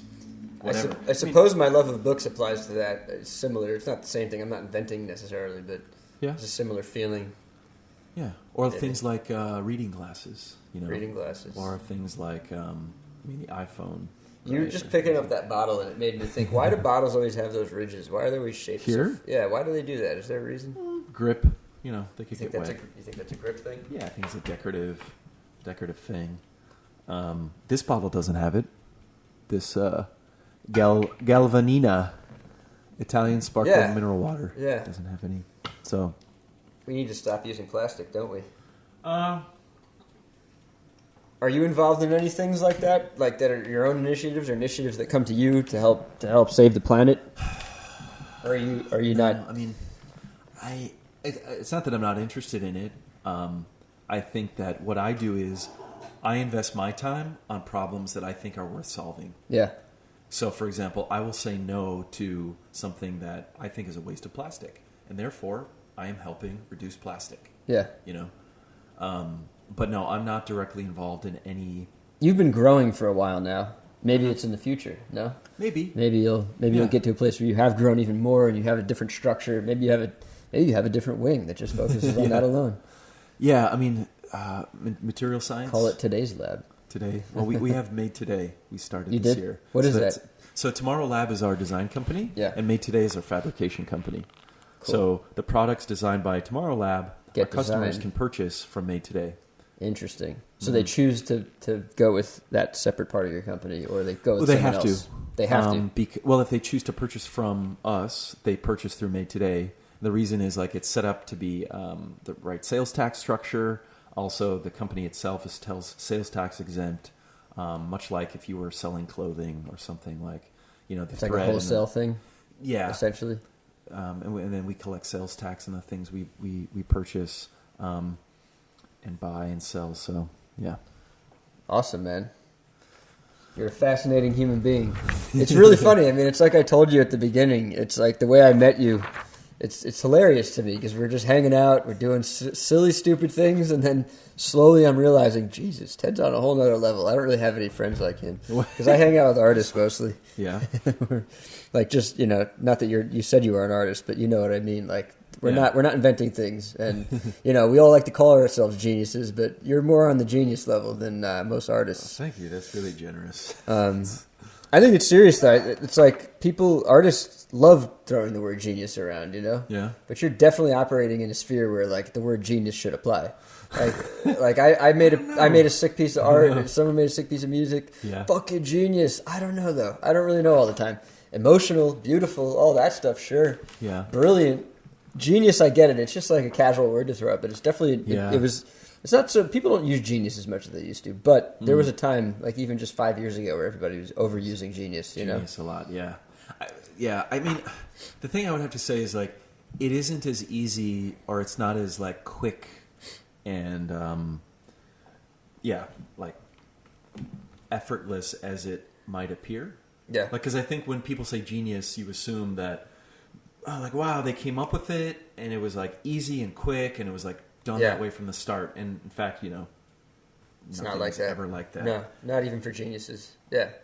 Yeah, so, it's just like the persistence and keeping working with stuff. I mean, do you know the root word of genius and where that word comes from and all that? I do not. I'm about It's to actually. get schooled here. I know you did a TED talk. I actually learned it from a TED talk. Yeah. And I forget the woman. I think it was a woman. I forget who did this TED talk, but it's essentially like the root of it is essentially it's not like the concept now. I think is people think genius like that person is super talented. Like it's them. But the root word of genius is like a flow state, essentially, where it's like you're channeling your genius, and it's like it's coming through you. Right. And you're working hard, and you're being receptive. So the original word is not like just inherent brilliance. It's like hardworking receptivity, essentially. I have heard of that notion before. Yeah. Or like they used to describe creativity as like a spirit that embodies you. That's the genius. Yeah. Yeah. Momentarily. The genius is the spirit that Yeah. What'd you say? Flows. Through. Yeah, I agree with that. I think that's more accurate when I think about everything I do and everything people do and they create. It's Right. like the older I get, the more in touch with it I get. Because when I was younger, I did have that I'm a genius. It's me. It's my ability sort of attitude. But the older I get, I'm like I'm actually just tapping into something here, and it's like I just have to work hard and be receptive. That's more important than like what's in my head because it's not. I don't think it is in my head. Do you think a process? Because earlier we were talking about process. Do you think that is like required to, or like let's put it this way? Do you feel like there's a process you can rehearse in order to encourage the genius to arrive more often than not? Yeah, certainly. Okay. I don't really have it down to a science necessarily. And I think with art, especially, the second you make it seem formulaic, artists get really turned off and cold. Yeah. But yeah, I think so. I think it's like a combination of not overeating because that's a food coma state, not undereating because that's just insanity. Yeah. And and putting distractions away, just figuring out how to flow is essentially that's what it is. You need that thing. You need a certain amount of challenge, right? A certain amount of stress. Yeah, because if it's too easy, it's no good. But you also want to desire it. You don't want it to be just a hard task that you don't want to do. Yeah. You know that chart, I'm sure. Mm-hmm. It reminds me, there was a good. Did you ever watch on Nickelodeon? Clarissa Explains It All. Yeah, I don't remember it at all, man. I remember that name. I remember like her, and then there was this guy who would show up to her window with the ladder, and then he was like her boyfriend. But she explained to him one time how she was reaching her flow state while practicing flute. I remember that. I was like, whoa. That just sounds dirty. All these kid shows, they're actually just filthy. Melissa Joan Hart. Oh, man. Yeah, I do remember that. I vaguely remember it. What was this? You did 2 TED Talks, TED Purdue and TEDx Atlanta, right? Yeah, they were TEDx. Yeah. So, TEDx, those were fun. First was Atlanta, then Purdue. Yeah. And super nervous. Yeah. Oh, man. Super nervous, practiced a lot. They rehearse you and they work with you, right? Yeah. The Atlanta one was really well done. Atlanta is, it's CNN headquarters, and actually one of the, there was a woman who was a newscaster who kind of coached me when I arrived. Nice. And I forget her name, but I'll never forget the thing she told me. And she was like, this is a little X-rated, but she was like, people want to feel like, they want to feel you or something like that, or they want to feel moved, or she used some word that was beyond that, and I was like, okay. Well, what do they say? Don't worry, just make it profound, right? Yeah, exactly. So and that's also the TED style is to have that provoking question. Yeah. But yeah, in that first one in Atlanta, I talked about. Did you have a provoking question that they helped you dig out, or did you already have it? Yeah, it was entrepreneurship and Americanism, and at the time I was. And can they exist? Can entrepreneurship flourish in a country that doesn't make anything? It was more like, can it exist outside of it? Okay. Because at the time I was doing some traveling and researching in Europe, kind of the entrepreneurship scene in Berlin and Copenhagen and Sweden, and just trying to see how does it work here? How do you get something started? And at the time, I mean, I think it's changed more in the however long that is, which is not that long, but what I came away with was that there's a very strong entrepreneurial spirit in American, fundamental American psyche, where failure is encouraged. It doesn't matter. You can always start over and reinvent yourself, or creating something new and on your own is looked up to. Whereas in other countries, it's kind of like, why are you going against the grain? Or why are you doing something new? Or you failed? I don't think I want to hire you. I think we have that here in America too, but there's definitely, especially in tech, that's the motto: fail hard and fast and all that. Yeah. And where do you think that it doesn't exist here? Or that it does or doesn't? I think we have a pretty repressive culture here in America too, depending on where you live. I mean, it depends. It's a circle bubble thing. It could be any state. It could be anywhere. It just depends which circles you travel in. Really, that's true. Yeah, but obviously, I know what you're saying. Other countries have that. We're kind of like we're still a blank slate in a way. We're still like a brand new country, pretty young. Yeah. Despite all our horrible racism and all the bullshit that goes on in America, we have the American dream, which is anyone can make it, anyone can do anything. Right. There are real stories of that. Happening. Yeah. So we don't have a caste system here. Class is a word that my dad raised me using that word all the time. But class people in America, class, yeah. which is similar. It's people don't use those words here. It's invisible to us. Saying middle class or upper class, something like that. We talk about that, but it could be even more nuanced than that. Class is just not a very commonly talked about thing in America, I think. I agree. Yeah. Well, I also think that, studies show that our middle class is essentially dissolved or dissolving, so it doesn't even mean anything anymore. Mm-hmm. I don't know. Yeah. That was TEDx Atlanta, and then Purdue was a few years later. That was fun. But I don't know. Are you vying for the main stage soon? TED on TED? I What did we talk about? No X in the middle. Just kinda- Ted's Ted. Yeah. Ted's TED Talk. It's like, I also just kind of get bored about speaking about the same thing all the time. It's hard, yeah. It's like comedians and the people who go on tour, and like I'm starting to do more of me out there in the world, and I get tired of it. Even on this podcast, I feel like I have to keep it fresh. Mm-hmm. When I start saying the same thing I said on a previous episode, I'm totally bored with myself. I feel like an adverse reaction within. Have you found yourself doing that? It's inevitable. I'm going to repeat myself. I try not to. I try to keep it fresh. I try to have like. I don't know how I'm going to do it, to be honest with you. It's I've been good at it so far. I need to get better. It's like at a certain point you just run out of material. It's like I'm doing too much. I don't have time to write my podcast. Podcast needs to be fresh. Yeah. But that's why It should be. That's why people. That's the cool thing with the podcast is like I get to not make it about me, and the pressure's not on me. It's not even on you really. With a thoughtful list of questions, we could talk all night. You know. Do you have a lot more questions? We're pretty much done because we're coming up on 5. I mean, unless you want to hang out and talk more, but I do have more questions. Okay. I mean, I'm gonna just skip to like the big one, which I have to ask everybody. Yeah. Like, do you get angry? Are you an angry person? What makes you angry? Why? And like, how do you handle your anger? Got it. And this was actually like, I wanted to talk about that with you because I know the show is called Short, Bald, and Angry. Bald and Angry. I was like, Ian, what are you angry about, man? Yeah. Okay. I think for myself, and if you ask other people that know me, I'm pretty chill. Yeah. And I try to I've never seen you angry. do that. I get angry. What makes me angry? It's usually though like it's stupid internal self stuff. Like I didn't get done everything I wanted to today, and I'll like. You know, because of like the Google Calendar thing I described earlier, like sometimes like, and I've found ways to avoid doing this now, but I would like bind up my day so tightly and have the expectations of all the shit I would do that if one thing, which was like very possible, one thing didn't happen, like it would just cascade and I would be in a bad mood. Yeah. So, you know, you try not to do that. I've had that problem. Yeah. I don't. I think the other thing is that do you ever rage? Are you ever like screaming and like fucking son of a bitch? Do you get like that? Or you like one or two times in the past like few years, and it's more just a like more you know emotional things with maybe like actually like someone I might care a lot about.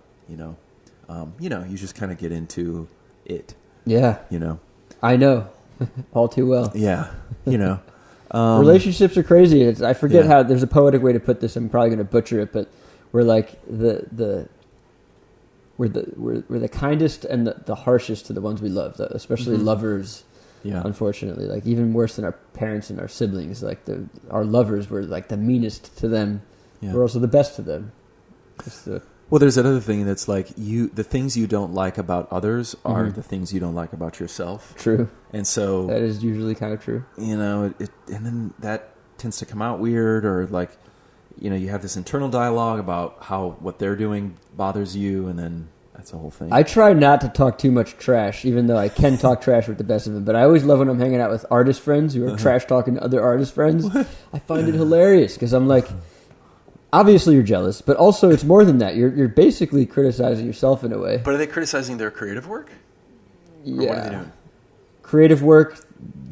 Artists love calling each other's art gimmicky. Okay. It's like or like bullshit, sold out, whatever the criticism is. So and so's, you know, they're illegitimate, or but aren't you signing up too for commercial, that? Like in creating, you are signing yourself up for whether it's intentional or unintentional, like feedback about what you create. Oh yeah, you know? We're everyone is, but especially artists. We're very very vulnerable out there. Mm-hmm. Totally. Yeah, I don't know.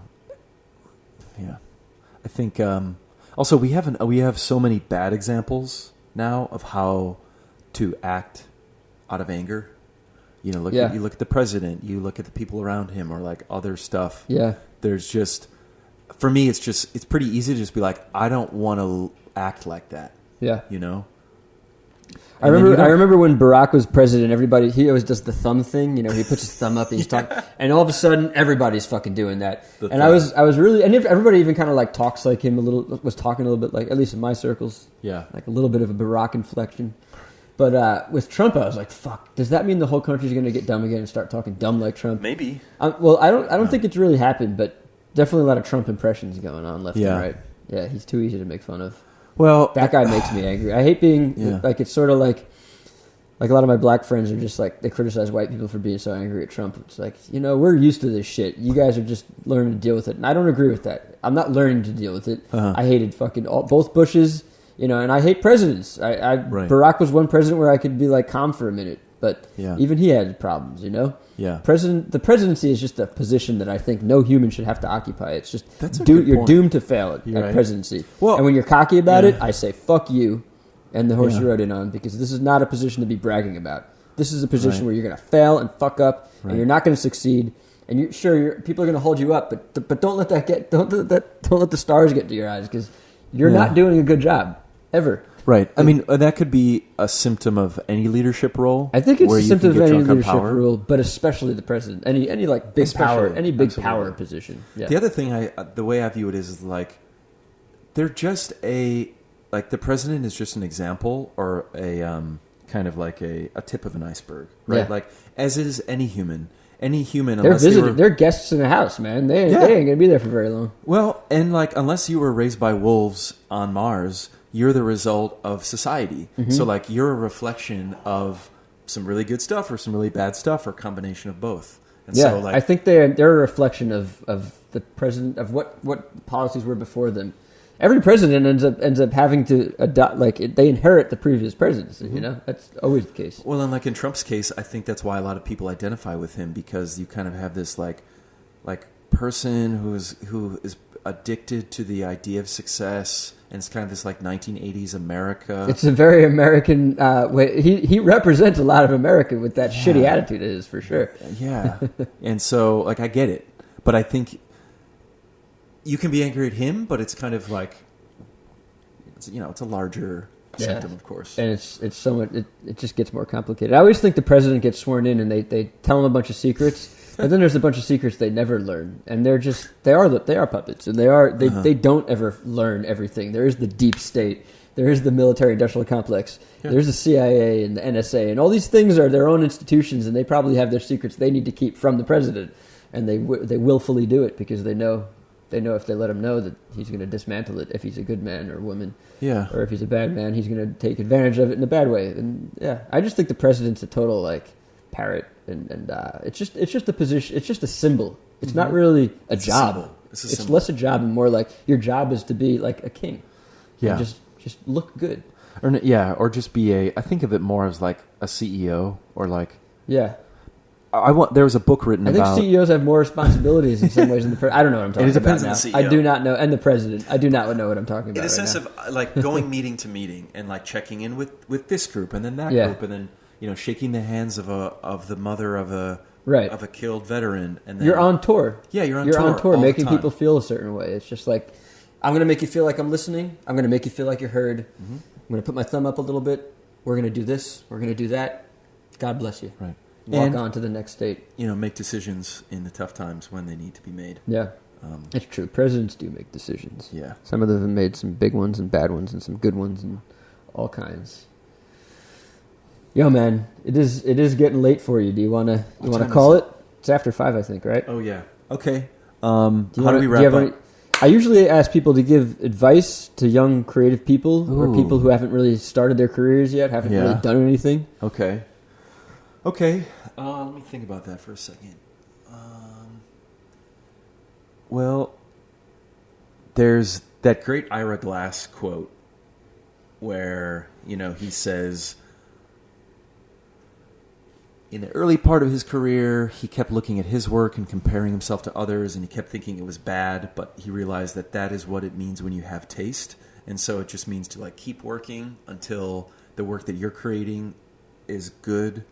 You think it's good, and that may take 10 years or 20 years. So I think that's somewhat heartening to think about.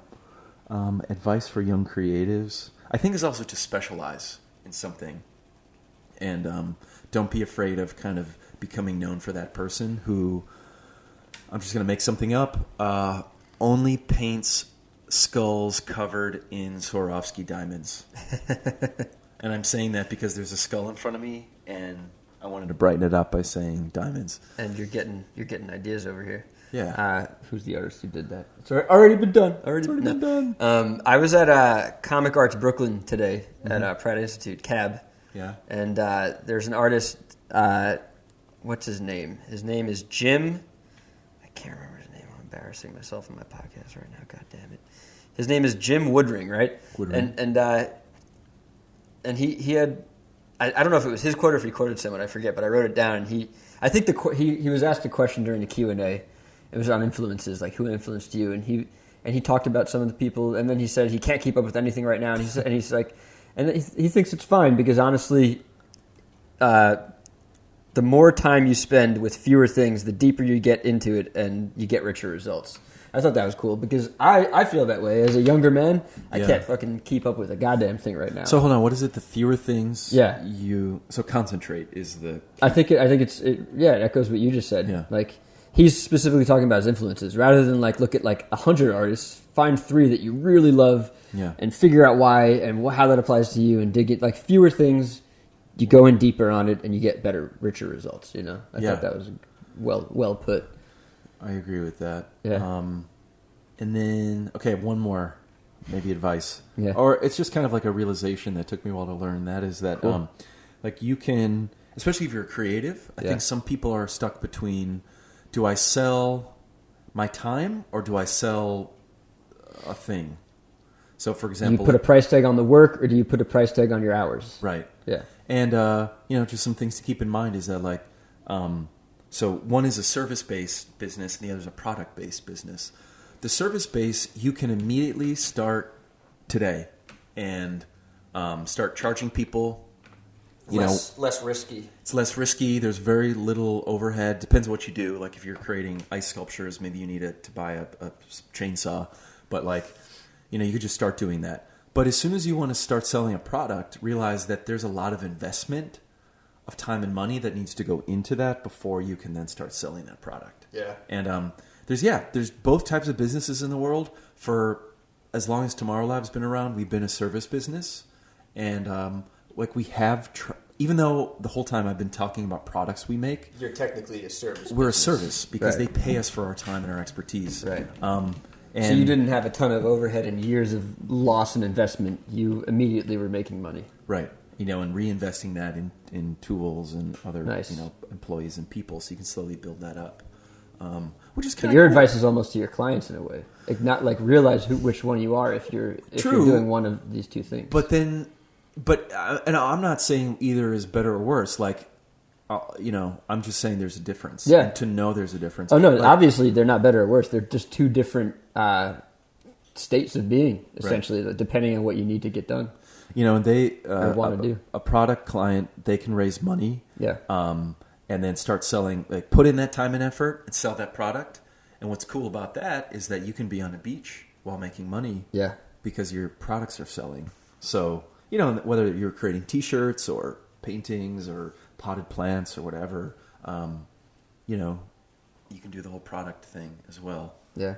But I have found there's a little bit of a conflict in trying to do both. Yeah. Both sell a service and invest time in creating a product. And it's because, you do have to invest the time in the product, but then that competes with your service. It's like, well, how should I be spending my time? Yeah. If someone's paying me $10 to work today, should I be putting that time into that or be putting my time into something else that, anyway, it's this eternal conflict. This is what you have to look forward to, kids. Yes. Stay in school. But do you feel like you're a big grown kid still in a way, or do you feel like you're totally. just a total adult? No, I feel like a big grown kid. I mean, I'm going to be 35 next year. If I look at my parents, they had both me and my sister by this age. But time's different, and I'm on a different life journey, different path. So I'm not going to compare myself to how I should be, or whether I should be riding an electric scooter in Manhattan at the age of 34. If I like it, I'm going to do it. Just wear a helmet. Yeah, I know. I need to get a helmet. Oh, you don't? I don't wear a helmet with my bike either. Yeah. All right, man. Okay. I'm down to keep talking. I feel like I don't want to keep you. I need to take pictures of you before you go. Okay. So sweet. lessons main lesson is we're going to live in the now. But Yes. We're going to keep an eye on the bigger picture, I think, right? Yes. And the past, because we want to learn from our mistakes. Yo, thanks for coming on, man. Peace. See ya.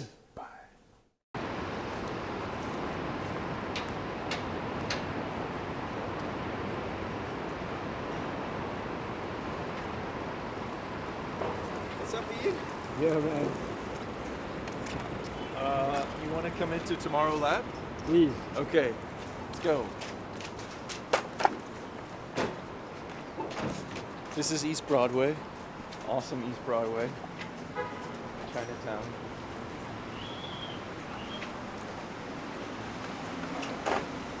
It's 45, and we're gonna go up to the 6th floor.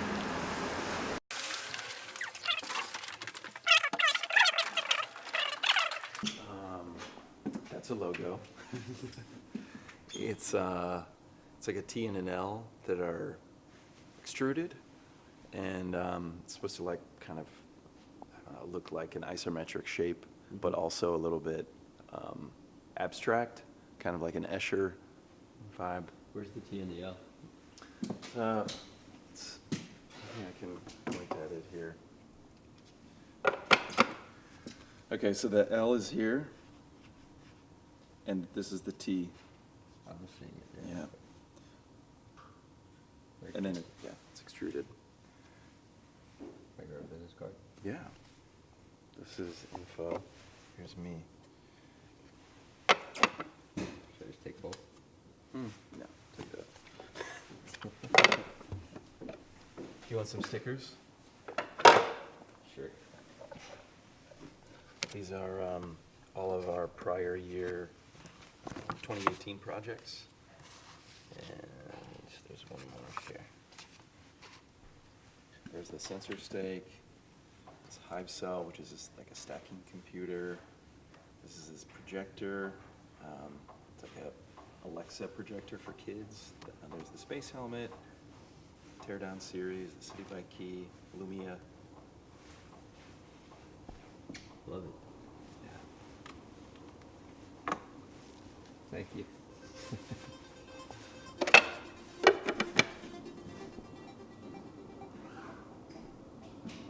Have you ever been here before? No, yeah, just to pick up that battery. Cool. So this Not is really. This is my first tour. this is Tomorrow Lab. We're in Chinatown on East Broadway. You can see out the window here, just to get some context of the street. It's very very lively during the day. Lots of shops. Kind of And, quiet right now, but it's early, right? Yeah. Last week there was a lot of Chinese New Year parades. Makes it fun. You came off the elevator, but you're in our top shop, I guess. We've got a lot of stuff in here, from supplies to make stuff. This is like our screw wall and fastener wall. I dream about this. It's taken years to get to this level of organization, and it is a constant struggle to keep it this way. Can I show names on these things? Yeah, absolutely. Look at that. Yeah. Taps and dies, springs. And dies and stand That's what I'm ups and talking drill about. bits. And then these are all different size fasteners of every screw type imaginable. So, we keep these on hand as we assemble new products and develop them. It's sort of like a mini Home Depot. Yeah. We have 2 3D printers here. There's 2 more downstairs. These are often running. I don't see any prints that came off of it, but You maybe leave it there's one overnight downstairs. and go home? Yeah, sometimes the prints take hours, Yeah. or like a days to run, so those can run overnight. Just like our tool cart, not that interesting, but whatever. This is just like an ME bench. We do a lot of just like hand modification with Dremel and different bits.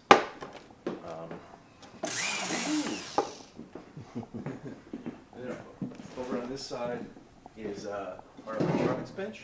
So What'd you call it? electronics bench. So just like we had all those screws, this is kind of like the opposite.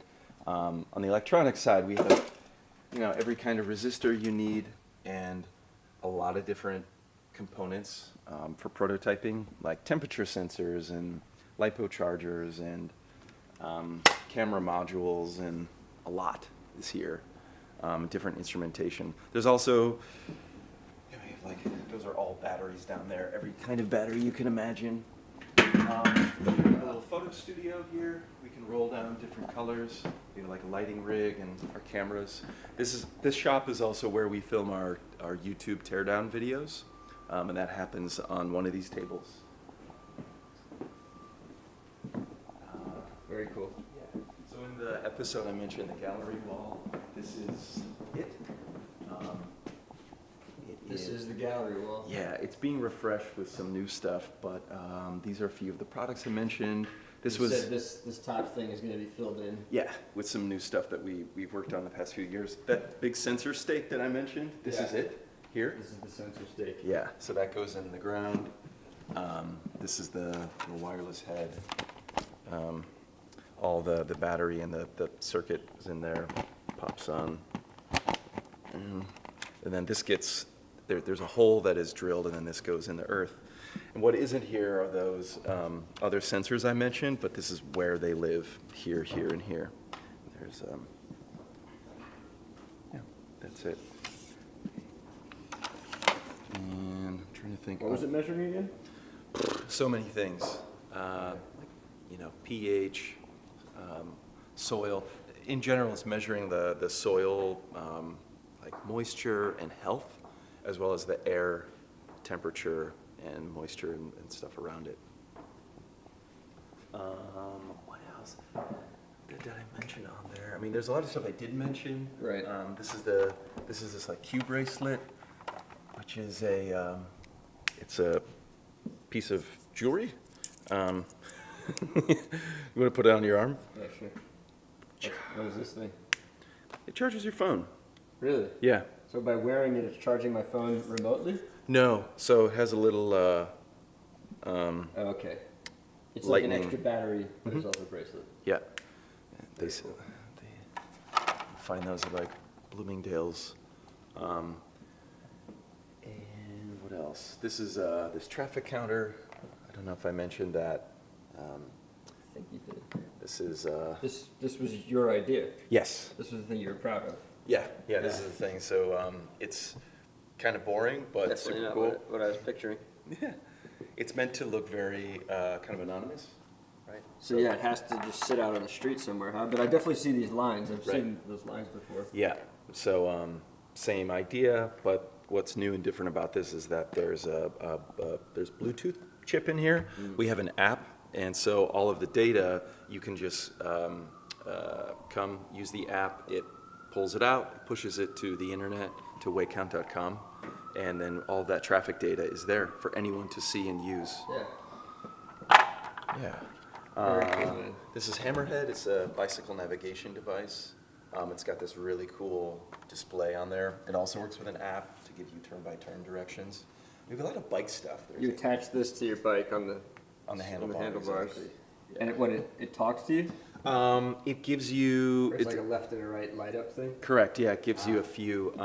It's like a safer way of using Google Maps to get somewhere. There's also racing functions built in. It's collecting data about the ride, the quality of the street, other stuff like that. So, yeah, there's some new stuff. This is a thing we did for City Bike. This is one of the awards that we made. So there's a Bike Angels program that is that encourages City Bike users to redistribute those bikes. I think, I mentioned this. definitely So, right, we created 400 of these keys, and they work. You can undock a bike with it, but each of them have a different New York City street grid as part of like the decoration. Yeah. It's kind of fun.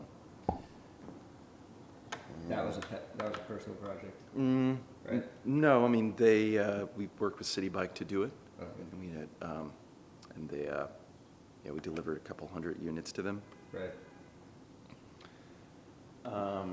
Can't really show that or this, and that, or this. Top secret stuff. Top secrets. Off camera. Yeah. This is the space helmet, right? We talk about that. Yes, yeah, this is a prototype of it. There's a better version downstairs that I can show you. Okay. Door here. This is where we work. So there's design and engineering and administration staff here. Actually, that's not true. This isn't where we work. This is part of where we work. This is just like computer land, and there's meetings happening, and people are working in the shop. When I've been here, everybody was in. Yeah, most of the time it's here because the computers are here, but oftentimes we get away from the desks and move around a little bit. Check out this view real quick. He's great.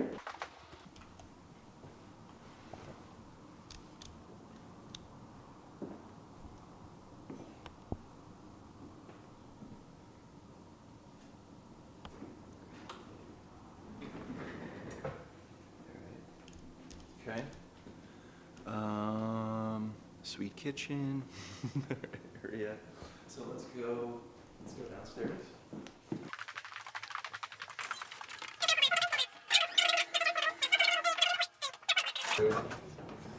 I'll leave her out.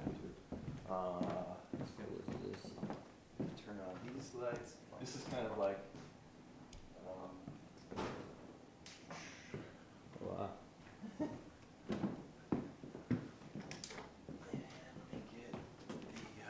So this is our second floor. We have it set up more as an event space, and we also have a customer of ours who sublets one the front portion of it. They're called Lumia, and they make flexible circuitry for clothing. So we Nothing to do with Nokia Lumia? No, it's different. We host events down here, and then this is our more messy shop. So we've got just more substantial equipment here. There's our laser cutter.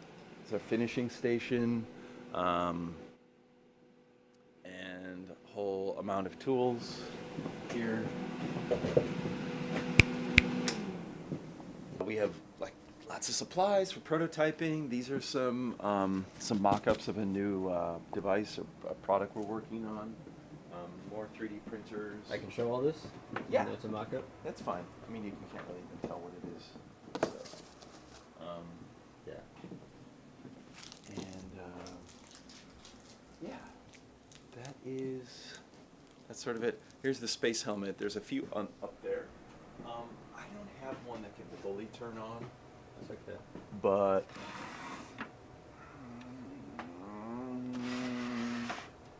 sort of show you. Well, yeah, there's one that's lit up out there.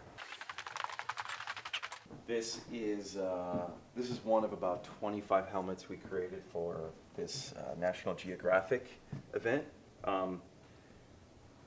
We have a light bulb in here just to show that it's lighting up, but how it's normally working is there's a laser projection system that slides in here in the back. It's not here right now, but it casts the display of the image both on the inside of the screen as well as the outside. So people standing watching you can see what you're seeing. Yeah, exactly. You can find an image of what it looks like on Google. It's pretty cool. And yeah, and there's sort of a harness that you wear, clips in. There's speakers inside, gives you this full effect. This summer we're hosting a fellowship program through a few other organizations like FutureWorks and Brooklyn Research. What that means is that people are applying, students are applying, freshly graduated students are applying to be part of this program in which they get paid to research and work on something. Part of the expectation is they use our shop and they leverage our staff to help them develop this idea, whatever idea that we decide for them to work on. And they're going to be based here working on that. We're trying to kind of grow that effort and also trying to get some money from the state to help purchase equipment that is valuable to use and know how to use. So that's kind of the future plans of growth. Very cool, man. Yeah, these are just off-the-shelf scooters we found on Amazon. Okay. So we're going to tear down on these. Yeah, and we disassembled a few of these already to see what's inside, and then Fine. reassembled them. What did we find? A few things. We found that, well, like what may not be obvious is the way these things work is that the motor is actually inside the wheel. So typically, like if you think of like a golf cart or like a car, the engine sits outside of the wheel, and then through gearing, it's connected to an axle, and then there are wheels on that axle. This is completely different, where they've stuffed the motor inside of the hub, and so they apply electricity to the coils that are around it, and that's what makes the wheel turn. Why is that important? Because you can make a transportation device super small. And then the battery column is here, so all the batteries are basically in this thing. And everything else is just what you would find on a kick scooter. So you have the deck, the rear wheel, the brake, and then up here, you've got just the go and stop, and a little display of the speed. So, like, I came in on one of these, but yeah, that's kind of how it works. You have to kick off in order to go, and then it takes off. And then they all collapse. Some do a better job than others. This thing, you have to take out this pin to do it. And then it folds, and you can kind of carry it. The scooters that we're working on, we're trying to like make this way better so that it's really easy to fold. And then also once it's folded, you'll notice that this doesn't balance very well. And there's no good spot to like grab it and carry it. It's kind of awkward. Even here, you kind of have to find where to grab it. So the scooter designs we're developing, like, they solve all those problems.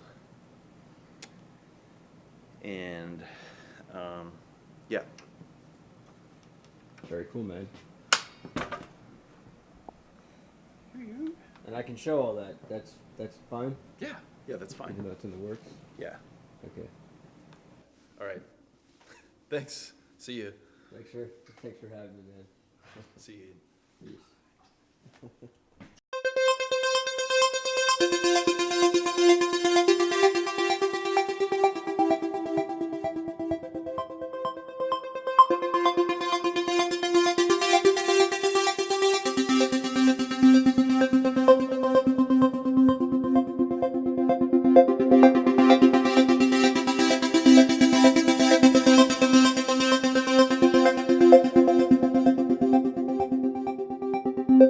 you.